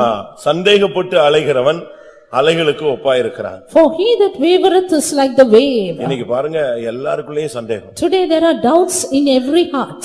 சபைக்குள்ள வந்துட்ட பிறகு நீங்க எல்லாரையும் விசுவாசிங்க. After coming to the church, believe everyone. புருஷன் மேல பயங்கரமான சந்தேகம். Terrible doubt over the husband. மனைவி மேல பயங்கரமான சந்தேகம். Terrible doubt over the wife. பிள்ளைகள் மேல பயங்கரமான சந்தேகம். Terrible doubt over the children. அடுத்து இருக்கிற எல்லார் மேலயும் சந்தேகம் தான். And doubt over every others. உங்களுக்கு எல்லார் மேலயும் சந்தேகம் இருக்கா? Do you every one of you have any doubts? half an hour late ஆயிருச்சுனா இவங்களுக்கு பல்ஸ் எகிரிக்கிட்டே இருக்கும். If their family members are half an hour late, their pulse will increase. அவங்களுக்கு சந்தேகம் வந்துரும். They start doubting. இருக்கா உங்களுக்கு அந்த சந்தேகம்? Do you have the doubts? நம்முடைய வீடுகள்ல இப்ப சந்தேகம் ஒரு பயங்கர பிசாசு உள்ள பூந்துருச்சு. Doubt is a terrible demon in our church today. பயங்கர சந்தேகம் இருக்கு. A terrible doubt. இன்னும் செல் வச்சிருக்கிறவனுக்கு 99% சந்தேகம் இருக்கு. People with the mobile phone, they have 99% of doubt. என்னடா நம்ம வந்த உடனே செல்ல of பண்ணிட்டானே. When I came, they switched it off. அது பிறகு அந்த செல்லுல உள்ள நம்பரை கண்டுபிடிக்கிறதுக்கு பெரிய ஆராய்ச்சி PhD பண்ணியே ஆகணும். After that, to find the mobile number, they have a deep research. இப்ப சந்தேகம் சமுதாயத்துல ரொம்ப பெருகிச்சு. Today, doubt is prevailing in the society. புருஷன் மேல சந்தேகம். Doubt over the husband. இருக்கா? மனைவி மேல சந்தேகம். Doubt over one's wife. Even பிள்ளைகள் மேல கூட பயங்கரமான சந்தேகம். And they even doubt their children. தயவு செய்து நான் சொல்றேன், இந்த சந்தேக ஆவியை விட்டு நீங்க வெளியே வரல, சாகுற வரைக்கும் வாழ்க்கையை நரகமா மாத்திடுவீங்க. If you don't come out of the spirit of doubt, until your death, you will have a hell-like life. இன்னைக்கு நம்மள அநேகருக்கு பயங்கரமான சந்தேகங்கள். Today many of us have definite doubts. சில சந்தேகங்கள் நம்பிக்கைக்குரிய சந்தேகங்கள். Certain doubts are hopeful. நாம ஒரு திறந்த புத்தகமா இருக்கணும். We should be an open epistle. நீ வந்த உடனே டப்புன்னு போனுக்கு எல்லாத்தையும் ஷட் டவுன் பண்ண கூடாது. ஆஃப் பண்ணி எல்லாத்தையும் டெலீட் எரர்ஸ் பட அமுக்கும்போது தான் சந்தேகம் ஸ்ட்ராங் ஆயிடும். Moment others come in, if you switch off your mobile, if you do things like that, they will doubt even the more. படிக்கிறேன்னு ரூமை பூட்டிக்கிட்டு என்னத படிச்ச? They will shut the room saying, I am studying and studying. What are you doing? படிக்கிறதுக்கு ரூமை பூட்ட வேண்டியது இல்லையா? And you need not shut the room for that. அப்படிதானே? Is it not? படிக்கிறதுக்கு ரூம் போட வேண்டிய அவசியம் இல்ல. அழகா உட்கார்ந்து ஓபன் பண்ணிட்டு சாத்தி வச்சிட்டு படிக்கலாம். You can just make your door a little closed and then read it. தயவு செய்து சந்தேகத்துக்கு முதல்ல இடம் கொடுக்க கூடாது. And you should not first give place to doubt. இரண்டாவது, நீங்க சந்தேகத்தின் ஆவியா சந்தேக பிராணியா மாறிட கூடாது. Secondly, you should not become a person of doubt. அவள் புருஷனுடைய இருதயம் அவளை முறைத்து பார்க்கும். அப்படியே இருக்கு.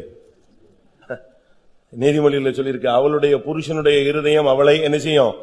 நம்பும். The heart of her husband trusteth her. அப்படின்னா என்ன அர்த்தம்? அவளுடைய மனைவியினுடைய இருதயம் அவளுடைய புருஷனை நம்பும். அதே வசனத்தை அப்படியே ட்ரிப் பண்ணிக்க வேண்டியதான். That means the heart of the wife trusteth in her husband. அவங்களால அப்படி நம்ப முடியுதா? நம்புற அளவுல வாழ்ந்து காட்டணும். You should live up to hope of others. நீங்க ஒளிச்சு மறைச்சு ஓடி ஒளிச்சு பண்ற சேட்டைகள்ல தான் சந்தேகம் வலுத்து விடுகிறது. It is when you try to hide and when you try to run away that they have more doubts. அதனால தான் பாஸ்டர் ஆனந்தராஜ் கல்யாணம் கட்டி வச்சாருன்னா ரொம்ப இன்ட்ரெஸ்டா இருக்கும். That is why Pastor Anandaraj would give beautiful things. நீங்க பாத்திருக்கீங்களா அவர் கல்யாணம் கட்டி வைக்கிறதெல்லாம்? அங்கேயே மாமியார் மாமனார் எல்லாரும் தோலையும் பாதி உரிச்சிடுவாரு. Have you seen him solemnizing marriages?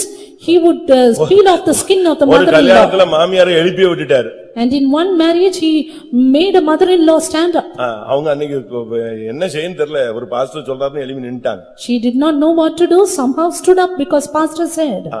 பழைய கதைகளை பேசுறது. And telling about the old fables. பழைய காரியங்களுக்கு சிந்திக்கிறது. And thinking about the old things. இப்படி எல்லாம் பல காரியங்களை சிந்திக்கும்போது சந்தேகம் தானாவே வந்துரும். இது ஒரு அலை. Likewise, because doubt it is a wave, when you think about many things it will come in. இது சில வீடுகள்ல நார்மலா வீசிக்கிட்டே இருக்கு. In some houses it is normal. ஏன்னா கடல்ல எப்பவுமே எப்படி இருக்கும்? ஸ்மூத்தா ஒரு அலைகள் ஓடிட்டே இருக்கும். Because ocean always have smooth waves in it. ஆனா சில வீடுகள்ல பாத்தீங்கன்னா அடிக்குது, பயங்கரமா அடிக்குது. But in some houses it is a terrible act. எனக்கு தெரியும் நம்முடைய சபை விசுவாசி. I know of a believer of a church. அவர் என்ன பிரதிஷ்டை பண்ணாரா 24 hours white and white ல தான் இருப்பாரு. Don't know what is consecration, he will be in white and white 24 hours. PWD ல அவர் ஒரு பெரிய clerk. He was a big clerk in a PWD. ஆனா அவர் வேலை பார்க்கிறது வீட்ல இருந்து ஒரு 45 கிலோமீட்டர் தள்ளி. His work spot is 45 kilometers away from his house. போகும்போது வீட்டை பூட்டிட்டு போயிடுவாரு. When he goes out, he will lock the house. திருப்பி சாயங்காலம் இவர் எப்போ வராரோ அப்பதான் வீட்டை என்ன செய்வாரு? திறப்பாரு. Only when he comes in the evening, he will open the house. ஜன்னலையும் பூட்டிடுவாரு. Even he lock up the windows. அப்படி அந்த சிஸ்டர் பெரிய சூப்பர் ஸ்டாரான்னு போய் பார்த்தா அப்படி ஒண்ணுமே இல்ல. And if you go and see if the sister is a superstar, it's none like that. ஒண்ணும் இல்ல. Nothing like that. எனக்கு என்னடா இந்த ஆளு இவ்வளவு மோசமா இருக்கான்? நல்ல விசுவாசி. He was a very good believer. ஊழியக்காரங்க கூடயே விசிட்டிங்ல சுத்திட்டே இருப்பாரு. He will always be with the servants of God. அவர்தான் அந்த சபையில சண்டே ஸ்கூல் ஹெட்மாஸ்டர் வேற. He was the Sunday school headmaster. ஆனா இந்த சிஸ்டர் லாக்ல தான் இருக்கும். But this sister is locked up ever. என்னன்னு விசாரிச்சா ஒரு நாள் ஜன்னல்ல கண்ணாடி வச்சு அது தலை சீவிடுச்சான். When இதான் ப்ராப்ளம். ஸ்டார்டிங் ஜன்னல்ல கண்ணாடியை சொருவி தலை சீவிச்சு எங்க யார பார்த்து தலை சீவனா அவ்வளவுதான். அன்னையோட இந்த சிஸ்டருக்கு வீடு செல் ஆயிடுச்சு. சிறைச்சாலை செல்லா மாறி ஜன்னலையே திறக்க கூடாதுதான். கதவையும் பூட்டி வச்சுட்டான். பாவம். That sister had stuck up the mirror in the window and combed the hair. Because of that the doubt started and finally she was locked up. Pastor ஃபெய்த்தம்ல இருக்கிறார் அப்படினா நாங்கள் போகிற பாதை அவருக்கு தெரியாதுன்னு நீங்க நினைக்கலாம். And you may think pastors in the faith home, he doesn't know the path that we go through. முதல்ல ஃபர்ஸ்ட் பாயிண்ட் சந்தேகப்படுற மாதிரி நடத்ததை நிறுத்த வேண்டும். The first point is stop walking that others may doubt you. இரண்டாவது வீணான சந்தேகங்களை நீங்கள் தவிர்க்க வேண்டும். Second point, avoid strange doubts. இல்லன்னா இந்த அலை கொஞ்சம் கொஞ்சமா வீசி வீசி ஒரு நாள் உங்களுடைய வீட்டை குடும்பமாகிய வீட்டை உடைத்து நொறுக்கிவிடும். Or else little by little the waves will rise and finally break up your family. நான் அடிக்கடி சொல்லுவேன் ஒரு சம்பவம். Very often I tell an incident. கண்ணால் பார்த்த சம்பவம். That which I saw with my eyes. ஒரு சகோதரிக்கு காது கேட்காது. One sister could not hear. ஆனா teacher. But she was a teacher. அவர் ஒரு கம்பெனில வர்க் பண்றாரு. Yes, her husband was working in a company. இந்த அம்மாவை கொண்டு போய் ஸ்கூல்ல விடுவாரு. And he would drop her in the school. School வாசல்ல விடும்போது டீச்சர்ஸ் பிள்ளைங்க எல்லாம் விஷ் பண்ணுவாங்க. At the entrance of the school the teachers and the children will wish her. எப்படி இருக்கீங்க சார் அப்படிமாங்க. How are you? நல்லா இருக்கேன் மேடம், நீங்க எல்லாம் எப்படி இருக்கீங்க? Yes, I am all good. இது டெய்லி சம்பவம். And this is a daily incident. ஆனா இந்த அம்மாவுக்கு அது கேட்காது. But this mother could not hear it. இது பையனை கூப்பிட்டு கேட்கும். இந்த டீச்சர் வந்த உடனே அப்பா சிரிச்சாரு, என்ன சொல்லி பேசினார்? ஏன்னா இது காது கேட்கல பாத்தீங்களா? She would call the son and ask, when the teacher came, your father smiled. பையன் டெய்லி சொல்லுவான், சோமா இருக்கீங்களான்னு கேட்டாங்க, நல்லா இருக்கேன்னு சொன்னாங்க. அது என்னடா டெய்லி சொன்னாரு, நீ போய் சொல்றவங்க அப்பனுக்கு சப்போர்ட்ன்ட்டாங்க. And the son said they only wished and he said, as I am okay. Why does he wish every day? இப்படியே சந்தேகம் வலுத்து வலுத்து வலுத்து வாழ்க்கையே கெட்டு எல்லாமே செத்து போயிட்டாங்க வச்சுக்கோங்களேன். Step by step the doubts increased, they were spoiling their life. Life, family ஒண்ணுமில்லாம போச்சு. The whole family was lost. இருக்கா அந்த ஆவி? Do you have the doubts? ஒரு சிலர் சொல்றது உங்க ஆவியிலே நான் பார்க்கிறேன், நல்லா சொல்லுங்க பாஸ்டர் அப்படின்னு. Some say, pastor say it well, I am seeing it in the spirit. ஒரு சிலர் சொல்றாங்க இவர் அங்க பார்த்தாதான் தெரியும் அவங்க பண்ற சேட்டைகள் எல்லாம் அப்படிங்கறீங்க. Some others say we will not know their naughtiness. சந்தேகம் என்னமா அலை. Waves are a doubt. இந்த அலைக்கு நீ இடம் கொடுத்தேன்னா உன் கப்பல் ஒரு இடத்துல தட்டி நின்றும். Doubts are waves. If you give place, it will stuck and break your அதுக்கு ship. பிறகு ஆண்டவர் உன் வாழ்க்கையில இளைப்பாற முடியாது. And then God cannot rest in your life. நீ நாடிய துறைமுகத்தை போய் சந்திக்க முடியாது. You cannot reach the desired haven. இந்த சந்தேகம் உனக்குள்ள வந்துருச்சுன்னு சொன்னாலே குடும்பத்தை போட்டு அலக்கழிக்கும். உன்னால வேலை பார்க்க முடியாது. If this doubt comes into you, your family will be in toss. உன்னால பக்கத்து ஊர்ல போய் பிசினஸ் செய்ய முடியாது. And because of you, others cannot do the business. திருப்பி சொல்லாம கொள்ளாம வீட்டுக்கு வருவான். And they will run away home. அவசியம் இல்லாம சுத்துவான். They will move about without necessity. சந்தேகம் ஒரு பொல்லாத ஆவி. Doubt will begin in you. யூதா 13ஆம் வசனத்தை பார்க்கும் பொழுது Turning to Jude 13. தங்களுடைய அவமானங்களை நுரை தள்ளுகிற அமளியான கடல் அலைகள். The waves which form out their shame. அவமானங்களை நுரை தள்ளுகிற ஒரு அனுபவம். The waves forming out the shame. யூதா 13ஆம் வசனம். Jude verse 13. தங்கள் அவமானங்களை நுரைத்தள்ளுகிற அமளியான கடல் அலைகளும் தங்கள் அவமானங்களை நுரை தள்ளு தன்னுடைய தோல்விகளை வெளியே சொல்றது கூட ஒரு அலைதான். Yes, even telling out our own weakness is a wave. அது நல்லது பெரிய அறிக்கைன்னு சொல்லிட்டு தன்னுடைய அதுவே ஒரு அவமானம். அந்த அவமானங்களை நுரை தள்ளுகிற அமளியான கடல் அலைகள். Something, it is a good habit of confessing things to others, but that is forming out the shame. நீங்க உங்களுடைய ஜீவியத்தில் உள்ளதான உங்களுடைய குடும்பத்தில் உள்ளதான அவமானங்களை நீங்கள் வெளியே சொல்லிட்டீங்கன்னா அது ஒரு டைம் வரும்போது உனக்கு அலையா அடிக்க ஆரம்பிச்சிடும். If you tell out the shame, the weakness in your life, in your family life, then it will form out as wave one day. இவங்க கல்யாணம் கட்டின உடனே இவங்க பழைய கதையெல்லாம் சொல்லுவாங்க. ஹிஸ்டரி பயோடேட்டா சொல்லுவாங்க. When somebody start talking with them, they tell their whole history. ஒவ்வொரு பையனும் சொல்லுவான், ஒவ்வொரு பிள்ளையும் சொல்லும். And every son and every daughter will do அது it. காலங்கள் வரும் பொழுது அது திரும்பி ஒரு பெரிய அலையா உருவெடுத்து வீச ஆரம்பிக்கும். Finally, when times pass away, it will come up as waves against உன் them. ஜீவியத்தில் உள்ள தோல்வியே ஒரு அவமானம். The weakness in your life is your shame. அதை வெளியே சொல்லக்கூடாது. கர்த்தர்ட்ட மட்டும் தான் அறிக்கையிடணும். Don't tell it out, only confess it to God. நான் டைம் வந்து அதை ஒரு பிரசங்கம் பண்றேன். When time comes, I will give a message. அறிக்கை செய்வது எப்படின்னு சொல்லி. How to confess. அறிக்கை யார்கிட்ட செய்யணும் எப்படி செய்யணும்னு தெரியாம எதையுமே செய்யக்கூடாது. To whom to confess, without knowing that, don't do it. நீங்க வந்து அறிக்கை செய்யறதுன்னு சொன்ன உடனே சபையில இருந்துச்சு அறிக்கை செய்யறதில்ல. சில காரியங்களை சம்பந்தப்பட்டவங்கிட்ட சொல்லலாம், சில காரியங்களை ஊழியக்காரங்கிட்ட சொல்லலாம், சில காரியங்களை தெய்வத்திட்ட மட்டும்தான் சொல்லணும். Confession doesn't mean you have to confess in the church as a whole, but confess it to the related ones. Some things confess to the servants of God and some other only to God. தெய்வத்திட்ட சொல்ல வேண்டியதை போய் நீ ஊழியக்காரன்ட்ட சொல்லக்கூடாது. That which you have to say to God, don't tell it to the servants of நீ God. ஊழியக்காரன்ட்ட சொல்ல வேண்டியதை போய் மனைவி புருஷன்ட்ட சொல்லக்கூடாது. That which you have to tell to the servants of God, don't tell it to wife and husband. நான் அதுக்கெல்லாம் வசனம் பின்னால இருக்கு, நான் சொல்றேன். There are verses for that, I'll tell you. அறிக்கை யார்கிட்ட செய்யணும்னு முதல்ல உனக்கு தெரியணும். To whom should you confess? You need to know that. நீ வந்து சொல்லக்கூடாத இடத்துல போய் அறிக்கையை சொல்லக்கூடாது. Don't confess in places you should not. அப்படி நீ வந்து தேவையில்லாத இடத்துல அறிக்கை செய்யும் பொழுது உன்னுடைய வாழ்க்கையில உன்னுடைய பயணம் முன்னேறி போகாது. When you make unnecessary confession, your voyage will not be ahead. அறிக்கை வந்து ஒரு புனிதமானது. Confession is sacred. அது வந்து பாவத்தை நீ வந்து குழி தோண்டி புதைக்கிற, அது தேவன் மன்னிச்ச உடனே அந்த இடம் புனிதமா மாறிடுது. It's an experience of burying your sins and finally when God forgives, it is divine. எரிகோவில் புகுந்து ஆகான் எல்லாத்தையும் எடுத்துட்டு வந்துட்டான். And Achan took everything being in Jericho. இப்ப அவன் பேர்ல சீட்டு விழுந்துடுச்சு. Now the lot is cast in his name. யோசுவா அவன்கிட்ட சொல்றான், Joshua said to him, மகனே அறிக்கை பண்ணி தேவனை மகிமைப்படுத்து. My son, confess and glorify அப்ப God. அறிக்கை என்பது என்னது? Therefore confession. நீ உன்னை பாவின்னு ஒத்துக்கொள்ளும் போது தேவனை என்ன செய்கிற? பரிசுத்தர் என்று மகிமைப்படுத்துகிறாய். When you accept that you are a sinner, God is glorified as holy. தாய் தகப்பன்ட்ட சொல்ல வேண்டிய அறிக்கை இருக்கு, புருஷன்ட்ட சொல்ல வேண்டிய அறிக்கை இருக்கு, புருஷன்ட்ட சொல்லக்கூடாத அறிக்கை இருக்கு.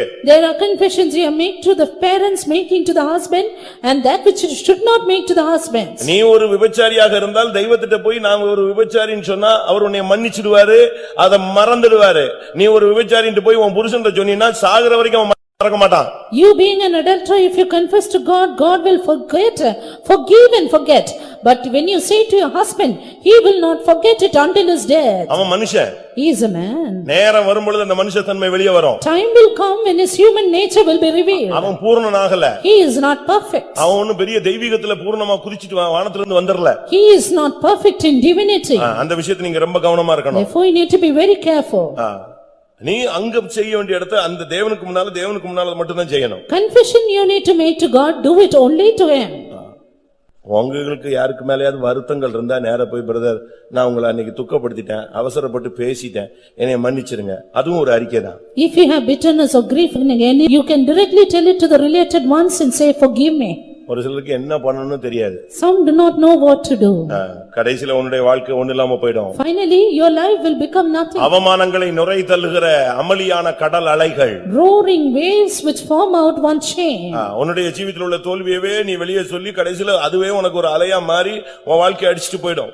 Telling about the failures in your life, finally one day it will be a wave taking you away. இந்த அலைகள் வேகமா வரும்போது உன்னை கப்பலையே மூடிடும். When this wave come fast, it will close up your ship.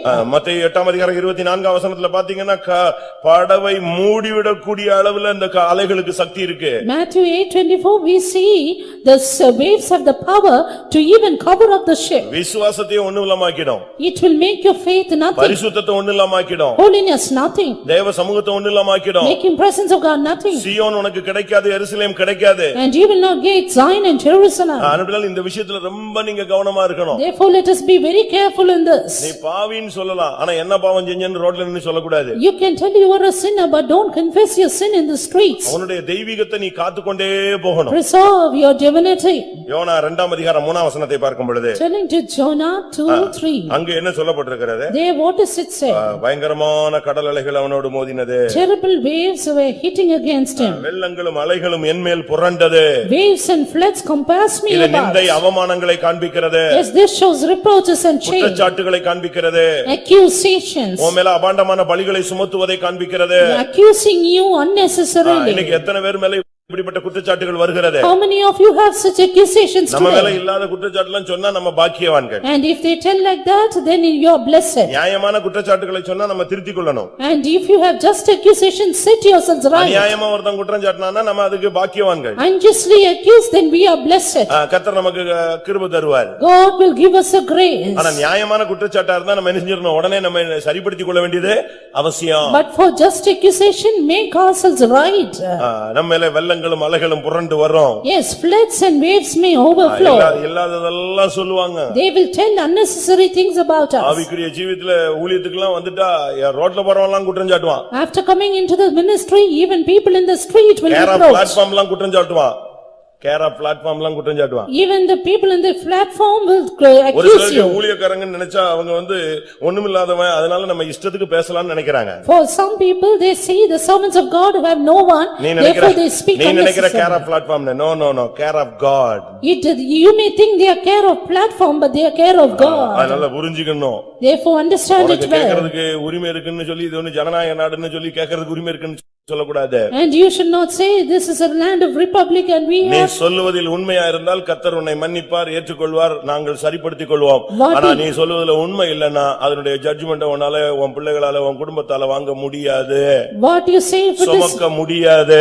What you say if it is right, we will change ourselves, or else the judgment upon your family you cannot bear it. ஒரு ஊழியக்காரர் போயிட்டாரு. One servant of God left. அவர் போனதுக்கு பிறகு நான் அந்த இடத்துல சின்ன பிரதரா இருந்தேன். There I was a junior brother. ஒரு பழைய விசுவாசி 30 ரூபாய் தூக்கிட்டு வந்தான். Old believer came bringing 30 rupees. அதை என் கையில கொடுத்தாரு. He gave it to me. நான் அப்ப சின்ன brother. I was a junior brother. இப்படி கை நீட்டினனால நான் என்ன செஞ்சிட்டேன்? ஒரு விசுவாசி காணிக்கை கொடுக்கறாருன்னு சொன்னா என்ன செய்யணும்? நாங்கள் இப்படி ஏறிட்டு பாதத்தருகே வைத்து விட்டு போங்கள் அப்போஸ்தலர்னு சொன்னோம். Because he stretched their hand with the change. Should I stand with my hands folded and said, keep it at my feet? பாதத்தருகே வைக்கணும்னு சொல்லிட்டாலும் வைக்கலாம். When I say they may keep it. அவர் ஒரு பழைய விசுவாசி. But he was a very old believer. அதனால அவர் அந்த 20 ரூபாயும் 10 ரூபாயும் விரிச்சு கொடுத்தாரு. சரி, அது அவருடைய கெபாசிட்டி அவ்வளவுதான். Therefore he opened up that note of 10 rupees and 20 rupees. நான் சின்ன brother. I was a junior brother. 21 வயசு. Just 21 and a half years old. 20 வயசு. 20 and a half years old. அப்படி வாங்குனேன். I just stretched my arm to get it. அப்படி அந்த 30 ரூபாயை slow பண்ணிட்டான் அந்த ஆளு. And he just slow it down. எப்படி? How will it be? அப்படியே 30 ரூபாயை லேசா ஸ்லோ பண்ணிட்டு நீங்க ஒண்ணும் போயிட மாட்டீங்கல்ல. He just slowed down and said, I think you will also not go away. எப்படி இருக்கும்? How will it be? கொடுத்தது 30 ரூபாய். He gave just rupees 30. நான் சொன்னேன், I said, என்னை அழைச்சவர் உயிரோடு இருக்காருன்னு விசுவாசிக்கிறேன். I believe God who called me is alive. அவர் உயிரோடு இருக்கிற வரைக்கும் நான் இருப்பேன்னு நினைக்கிறேன். Because he is alive, I will also be அப்ப here. நீங்க வாங்கிக்கோங்க. Then you get it, he said. என்ன உன்னுடைய வெளிப்பாடு?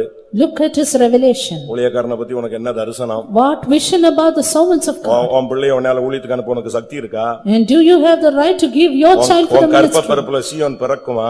And will a Zion be born out of நீ you? அனுப்பி பாரு உன் பிள்ளையை, அவன் இங்க சம்மர் சட் அடிக்கிறானா என்ன டைவ் அடிக்கிறானான்னு பாரு. And after that you can see your children easy in somersault. அப்படி அனுப்பிட்டு அவன் சாதிச்சிட்டான்னா நீ என்னை வந்து சொல்லு.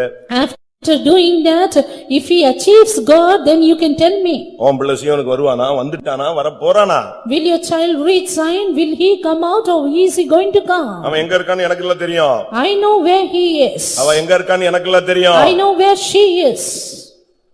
யோசிச்சு பாருங்க. Just think. அதாவது நம்ம இஷ்டத்துக்கு என்னத்தையாவது பண்ணிடக்கூடாது.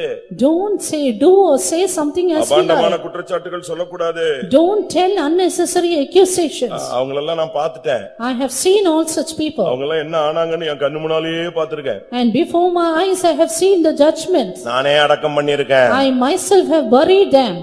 எதுக்கு இதை சொல்றேன்? பயங்கறதுக்கு சொல்லல. Why I tell this, not that you may be afraid, but waves may come up. அலைகளை அடக்குகிறவர் எங்களோடும் நம்மோடும் உங்களோடும் எல்லாரோடும் இருக்கிறார். But God who stilleth the waves is with us, with you and with all of us. நான் இத சொன்ன உடனே ஒரு letter எழுதி போடுவியா? நீ போடுவியா? சக்தி இருக்கா? Do you have that power? ஆண்டவர் எல்லாத்தையும் அப்படியே பார்த்துட்டே இருப்பாரு. Yes, God is looking at everything. ஆல்டர்ல நிக்கிறேன் நான். I am standing in the altar and speaking. அதனால நான் கோபத்துல எல்லாம் பேசல, நான் சும்மா சொல்றேன். அலைகள் வரும். Waves may come. நம்முடைய விசுவாசிகளை பத்தி கூட எனக்கு ரொம்ப லெட்டர் வந்திருக்கு. I have also known much about our believers. நான் அதெல்லாம் சொல்லவா செய்றேன்? Am I telling all about that? அநியாயமாவும் இருக்கும், நியாயமாவும் இருக்கும். It may be false accusation, it may be just also. எத்தனை லெட்டர் வருது? However, how many people are here? எத்தனை letter நான் வச்சிருக்கிறேன்? How many am I kept? உன்னை பத்தி உங்கள குடும்பத்தை பத்திலாம் எழுதுவான். அவன் கத்தர், அவனுக்கு அவன் கணக்கு கொடுத்தான் அவனும். Yes, about your family, about you, I know many things, but everyone have to give the account to the Lord. அவரை ஏரியா பிரேயர் எடுக்க அனுப்பாதிருங்கள் அப்படிங்க. அப்ப நீ வா, எடுக்க வைக்கிறேன். And you say, don't send him for the area prayer, then you come and conduct it. பேரையாவது போடுறா, அதையாவது போடு. At least you write your name in the letter. நான் உன்னை ஏரியா பிரேயர் எடுக்க வைக்கிறேன். I will make you take the area prayer. எல்லா குற்றச்சாட்டுகள் நம்ம தேவ சமூகத்துல இருக்கிறோம். நம்ம இந்த தொழிலையே விட்டுறணும். We are in the presence of God. Leave the habit of writing anonymous letter. நீ சபையில நீ ஒரு அலையா இருக்காத. You don't be a wave in the church. மத்தவங்க பிள்ளைகள் எல்லாம் குற்றம் சாட்ட நமக்கு என்ன அதிகாரம் இருக்கு? What right have we to blame the children of others?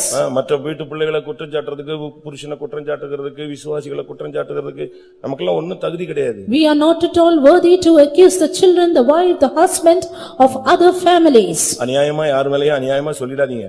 Don't falsely accuse anyone. அவர் கையில உள்ள தராசை தூக்கி பிடிச்சாருன்னா நானும் நீலாம் ஒண்ணுமே நிக்க முடியாது. If he would take the balance, you and me cannot stand. கர்த்தருடைய சபையில ரவுடித்தனம் பண்ணக்கூடாது. In the church of God, don't show your rowdyism. பண்ணவனெல்லாம் நான் சொன்னேன்னு நீங்க இப்ப பயந்து நடுங்கி போடுவீங்க. என்ன If you do like that, then you will fear and tremble. இன்னைக்கு இருக்கான், இன்னைக்கு இருக்கிறார்கள். Even today he is. அவருக்கு டிவைன் ஹீலிங்க்கு நான் தான் கார் ரெடி பண்ணி தருவேன். And I used to prepare this thing for the divine healing. Yeah. Why? உனக்கு என்ன நடந்துச்சு? What happened for you? உனக்கு என்ன நடந்துச்சு? What happened to you? ஒரு சகோதரன் பாவம் விவரம் தெரியாம ஊழியக்காரருக்கு விரோதமா ஒரு 2-3 விசுவாசி வீட்ல போய் பேசிட்டு வந்துட்டார். A brother without his knowledge, he spoke about the servant of God in 2-3 families. தண்ணி டேங்காரன் போய் இடிச்சிட்டான் அந்த ஆளு. And the water tanker, it hit him. Lorry தொடையில ஏறி நின்னுட்டுச்சு. டிரைவர் இப்படி பார்த்தான், அப்படி இறங்கி ஓடிய போயிட்டாங்க. காரை லாரியை முன்னுக்கு எடுக்கல, பின்னுக்கு எடுக்கல. The lorry stood upon the man's thigh. The driver looking at it, he just fled away.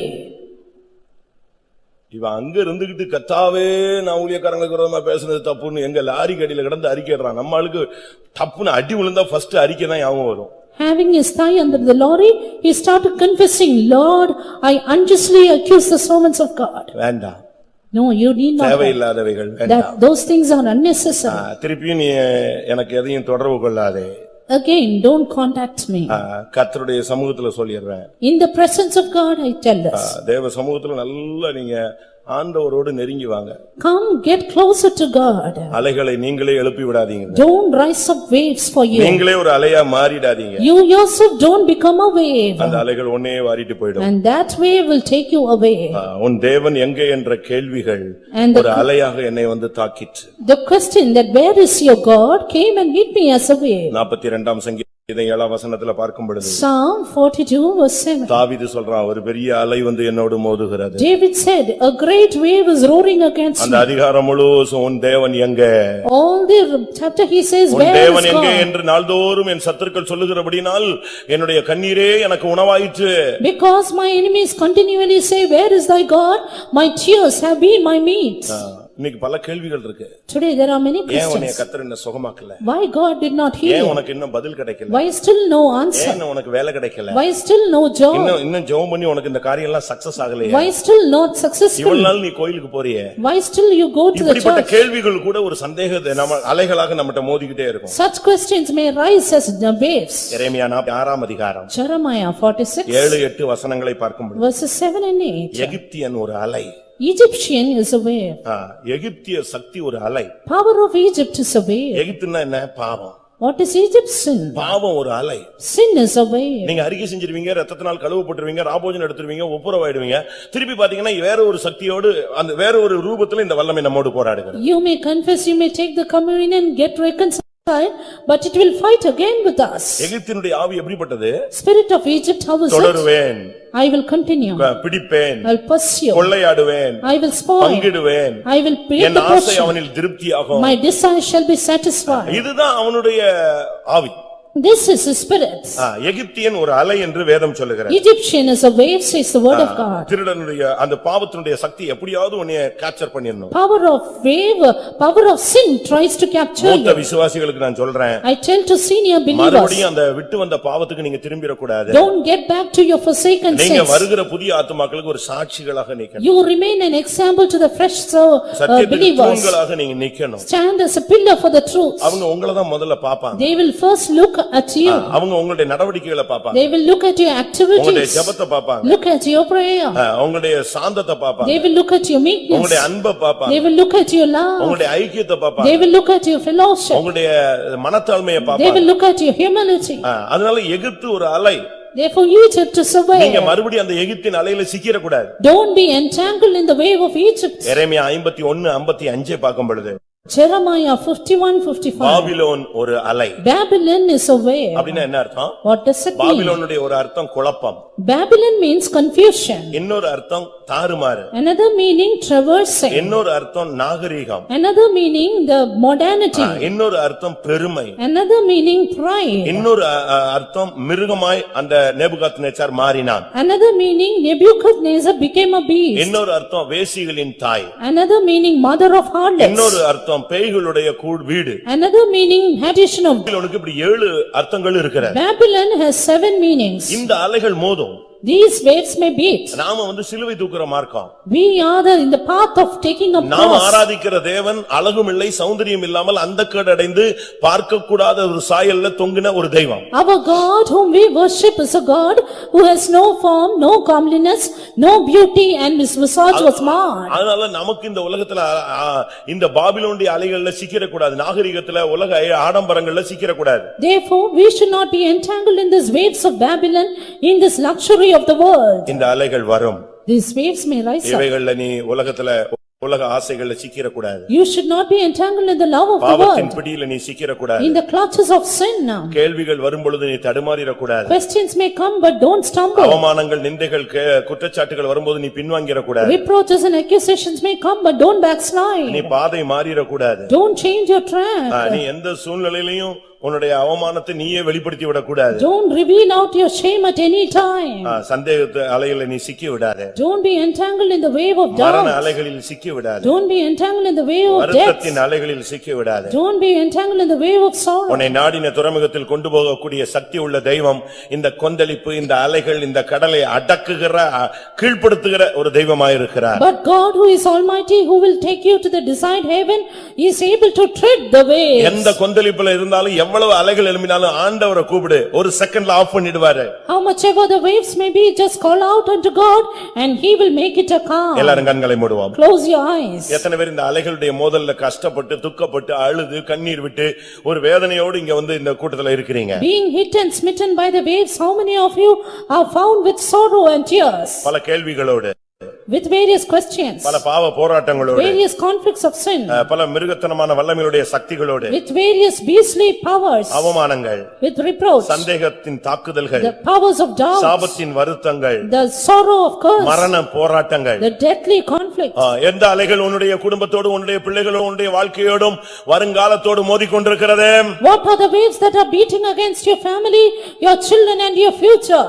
இந்த அலைகளை இப்பொழுது அமர்த்துகிற ஒரு தெய்வம் நம்முடைய மத்தியில வந்திருக்கிறார். God who maketh the storm a calm is come into our midst. எல்லாரும் கண்களை மூடி முழங்கால் படியிடுவோம். Let's close our eyes and be on our knees. கர்த்தர் எனக்காக அலைகளை அமர்த்த வேண்டும் என்று விரும்புகிறவர்கள் கண்களை மூடி முழங்கால் படியிடுங்கள். God who desire that the God may still up the waves, close your eyes. தெய்வம் நம்முடைய பட்சத்தில் வந்திருக்கிறார். Our God is on our side. உன்னுடைய கப்பல் தட்டி விட்டது என்பது அவருக்கு தெரியும். He knows your forepart is stuck. உன்னுடைய நங்கூரத்தை நீ அறுத்து விட்டு விட்டாய் என்று கர்த்தருக்கு தெரியும். God knows you have taken up your anchors. உன்னுடைய பின்னணியம் உடைந்து போனது கர்த்தருக்கு தெரியும். God knows your hinder part is broken. ஆனாலும் நீ ராயனுக்கு முன்பாக நிற்க வேண்டியவன். But still you have to stand before Caesar. வலுவாதபடி தம்முடைய மகிமையான சன்னிதானத்தில் உன்னை நிறுத்த அவர் வல்லவராய் இருக்கிறார். He is able to place you faultless before the presence of his coming. அவர் செய்ய நினைத்தது தடைபடாது. What he has thought cannot be hindered. தேவரீர் நீர் சகலத்தையும் செய்ய வல்லவர். God, you are able to do everything. உங்களை எத்தனை பேர் இப்பொழுது சொல்லப்பட்ட பல அலைகள் என் வாழ்க்கையில மோதிக்கிட்டு இருக்கு, என்னால வெளியே சொல்ல முடியல, சில காரியங்கள் வெளியே தெரிகிற மாதிரியே அலைகளுடைய தாக்குதல் இருக்கு, நான் பலவிதமான அலைகளோடு போராட்டத்தோடு வேதனையோடு வந்திருக்கிறேன்னு சொல்றவங்க உங்க வலது கரத்தை உயர்த்துங்கள். Those who say I am coming with pain and agony, beaten by the waves as you said, lift up your right hand. நான் திரும்பவும் சொல்லுகிறேன், I repeat you. நீ ராயனுக்கு முன்பாக நிற்க வேண்டும். You have to stand before Caesar. விசுவாசம் இருக்கா? Do you have the faith? நீ மனுஷகுமாரனுக்கு முன்பாக நிற்க பாத்திரவானான ஒரு ஆள். You are counted to be worthy to stand before the Son of Man. இன்னைக்கு நீ கண்ணை மூடினால நீ உன்னை கர்த்தர் மனுஷகுமாரனுக்கு முன்பாக கொண்டு போய் நிறுத்துவார். Today if you close your eyes, God will present you before the Son of Man. உன்னுடைய அழைப்பு விலையேற பெற்றது. Your calling is precious. உன்னுடைய அபிஷேகம் விலையேற பெற்றது. Anointing is precious. அலைகளை பார்த்து பயப்படாதே. Don't be afraid of the waves. அலைகளை பார்த்து நீ பயப்படாதே. Don't be afraid of the waves. அலைகளை பார்த்து பயப்படாதே. Don't be afraid of the waves. இவைகளை அதட்டுகிற தெய்வம் ஒருவர் உண்டு. Yes, a God who maketh it a calm. இவைகளை அடிக்கிற கர்த்தர் ஒருவர் உண்டு. Yes, a God who smites at it. இவைகளின் மேல் நடந்து கீழ்ப்படுத்துகிற தெய்வம் ஒருவர் உண்டு. Yes, a God who rules by treading it. உன்னுடைய வாழ்க்கையில நீ எந்த நிலவரத்தில் இருந்தாலும் சரி, Whatever be the state in your life, நீ பயப்படாதே. do not be afraid.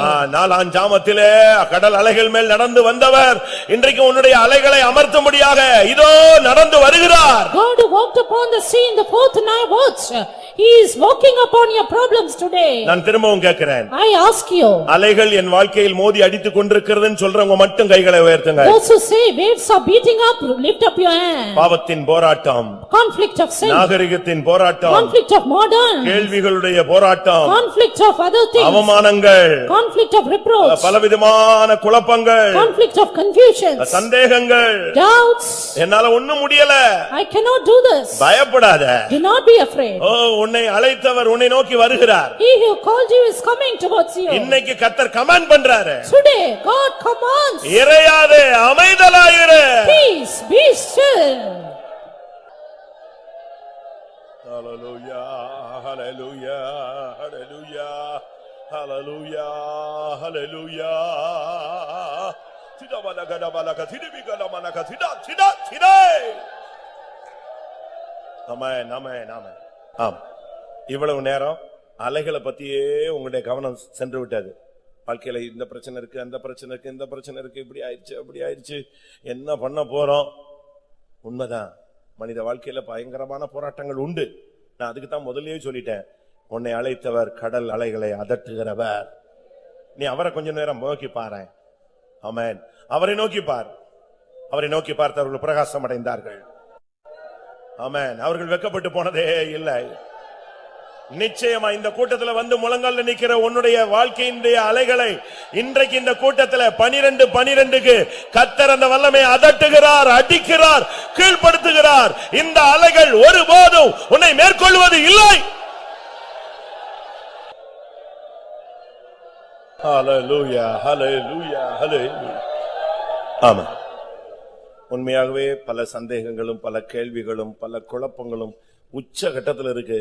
தெய்வம் வந்து இந்த கடலை அலைகளை கட்டுப்படுத்தினாதான் நான் அடுத்த ஸ்டெப்பே எடுத்து வைக்க முடியும். அப்படி ஒரு நெருக்கத்துல தான் நான் போய்கிட்டு இருக்கிறேன் தனிப்பட்ட வாழ்க்கையில சொல்றவங்க மட்டும் கை வைத்துங்க. எல்லாரும் அல்ல. அதான் நான் சொன்னேன், எல்லா கடலிலும் அலைகள் உண்டு.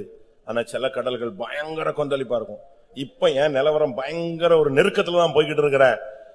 தெய்வம் பிரத்யட்சமாய் இறங்கி ஒரு கமெண்ட் பண்ணாதான் நான் என்னுடைய பயணத்தை தொடர முடியும் சொல்றவங்க கை வைத்துங்க. ஆமென். பயப்படாத, நீ வெட்கப்பட்டு போவதே இல்ல. உன்னை இந்த மார்க்கத்துல கொண்டு வந்த தெய்வம் இதோ நடந்து வருகிறார். கொந்தளிப்பின் மேல் கடந்து வருகிறார். படவிலே படுத்து உறங்கினாலும் கடும் புயல் அடித்து கவிழ்ந்தாலும் கடலையும் காற்றையும் அதட்டியமை காத்தாரே அல்லேலூயா.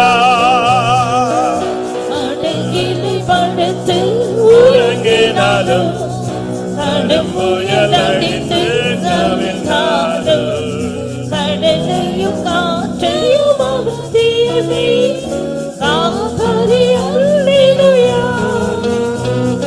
படகிலே படுத்து உறங்கினாலும் கடும் புயல் அடித்து கவிழ்ந்தாலும் கடலையும் காற்றையும் அவதியமே காத்தாரே அல்லேலூயா.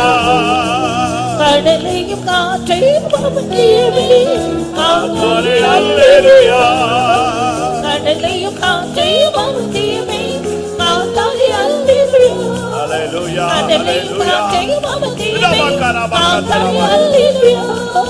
கடலையும் காற்றையும் அவதியமே காத்தாரே அல்லேலூயா. கடலையும் காற்றையும் அவதியமே காத்தாரே அல்லேலூயா. கடலையும் காற்றையும் அவதியமே காத்தாரே அல்லேலூயா. கடலையும் காற்றையும் அவதியமே காத்தாரே அல்லேலூயா.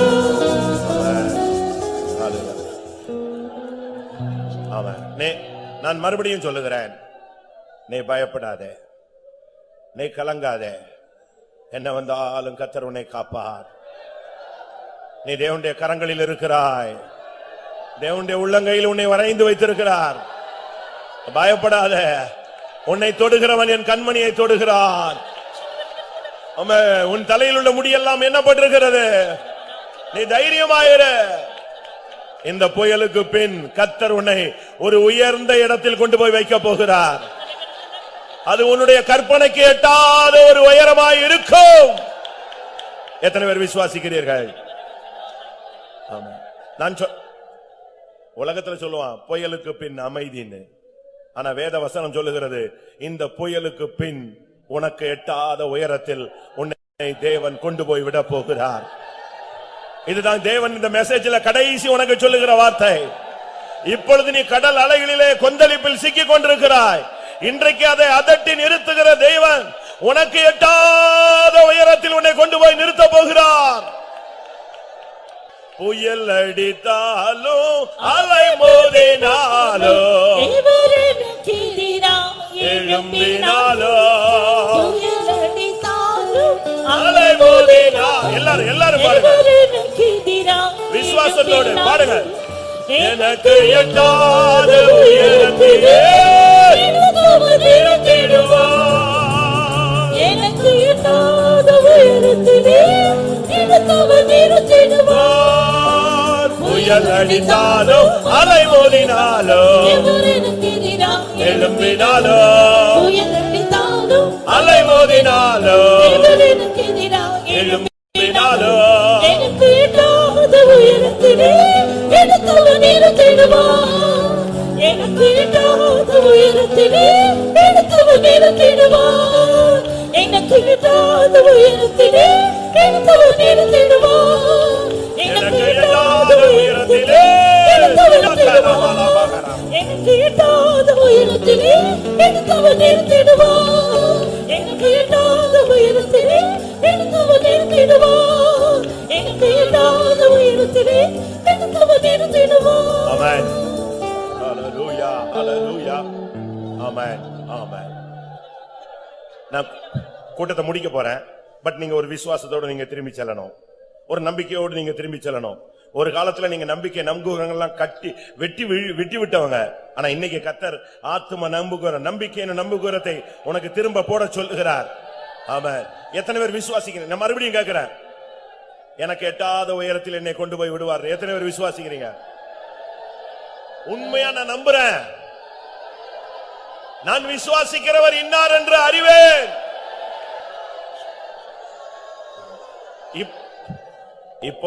இப்போ வாழ்க்கை நடுக்கடல் பயணம் போல இருக்கும். கரை சேர முடியாத நிச்சயம் இல்லாமல் இருக்கும். பயங்கர கொந்தளிப்புல கப்பல் உடைஞ்சுகிட்டு இருக்கும். கேள்விக்குறியா இருக்கும். நாளைக்கு உன் லைஃப் முடிஞ்சு போகிறதுங்க மாதிரி நிலவரத்துல இருக்கும். ஆனா இதுக்கு மத்தியில உன் நம்பிக்கை கர்த்தர் மேல் வைத்து இப்போ கிருபையின் மேல நம்பிக்கை வச்சு நீ சொல்ல முடியுமா? எத்தனை பேருக்கு அந்த நம்பிக்கை இருக்கு? ஆமென். என் தேவனின் முன்னாக நான் போய் நிற்பேன். என் கர்த்தருக்கு முன்பாக நிற்பேன். நான் சீயோனை சேருவேன். அந்த புதிய எருசலேமுக்கு நான் போய் சேருவேன். அந்த எனக்கு எட்டாத உயரத்தில் என்னை என் தேவன் கொண்டு போவார்.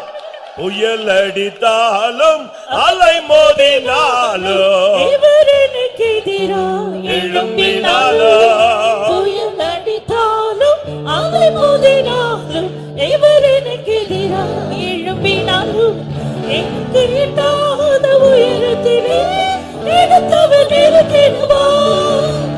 எனக்கு எட்டாத உயரத்திலே எடுத்தவர் நிறுத்திடுவார். புயல் அடித்தாலும் அலை மோதினாலும், இவர் எனக்கு எதிராக எழும்பினாலும், புயல் அடித்தாலும் அலை மோதினாலும், இவர் எனக்கு எதிராக எழும்பினாலும், எனக்கு எட்டாத உயரத்திலே எடுத்தவர் நிறுத்திடுவார். அல்லேலூயா. எனக்கு எட்டாத உயரத்திலே எடுத்தவர் நிறுத்திடுவார். எனக்கு எட்டாத உயரத்திலே எடுத்தவர் நிறுத்திடுவார். எனக்கு எட்டாத உயரத்திலே எடுத்தவர் நிறுத்திடுவார். ஆமென் ஆமென். எனக்கு எட்டாத உயரத்திலே எடுத்தவர் நிறுத்திடுவார்.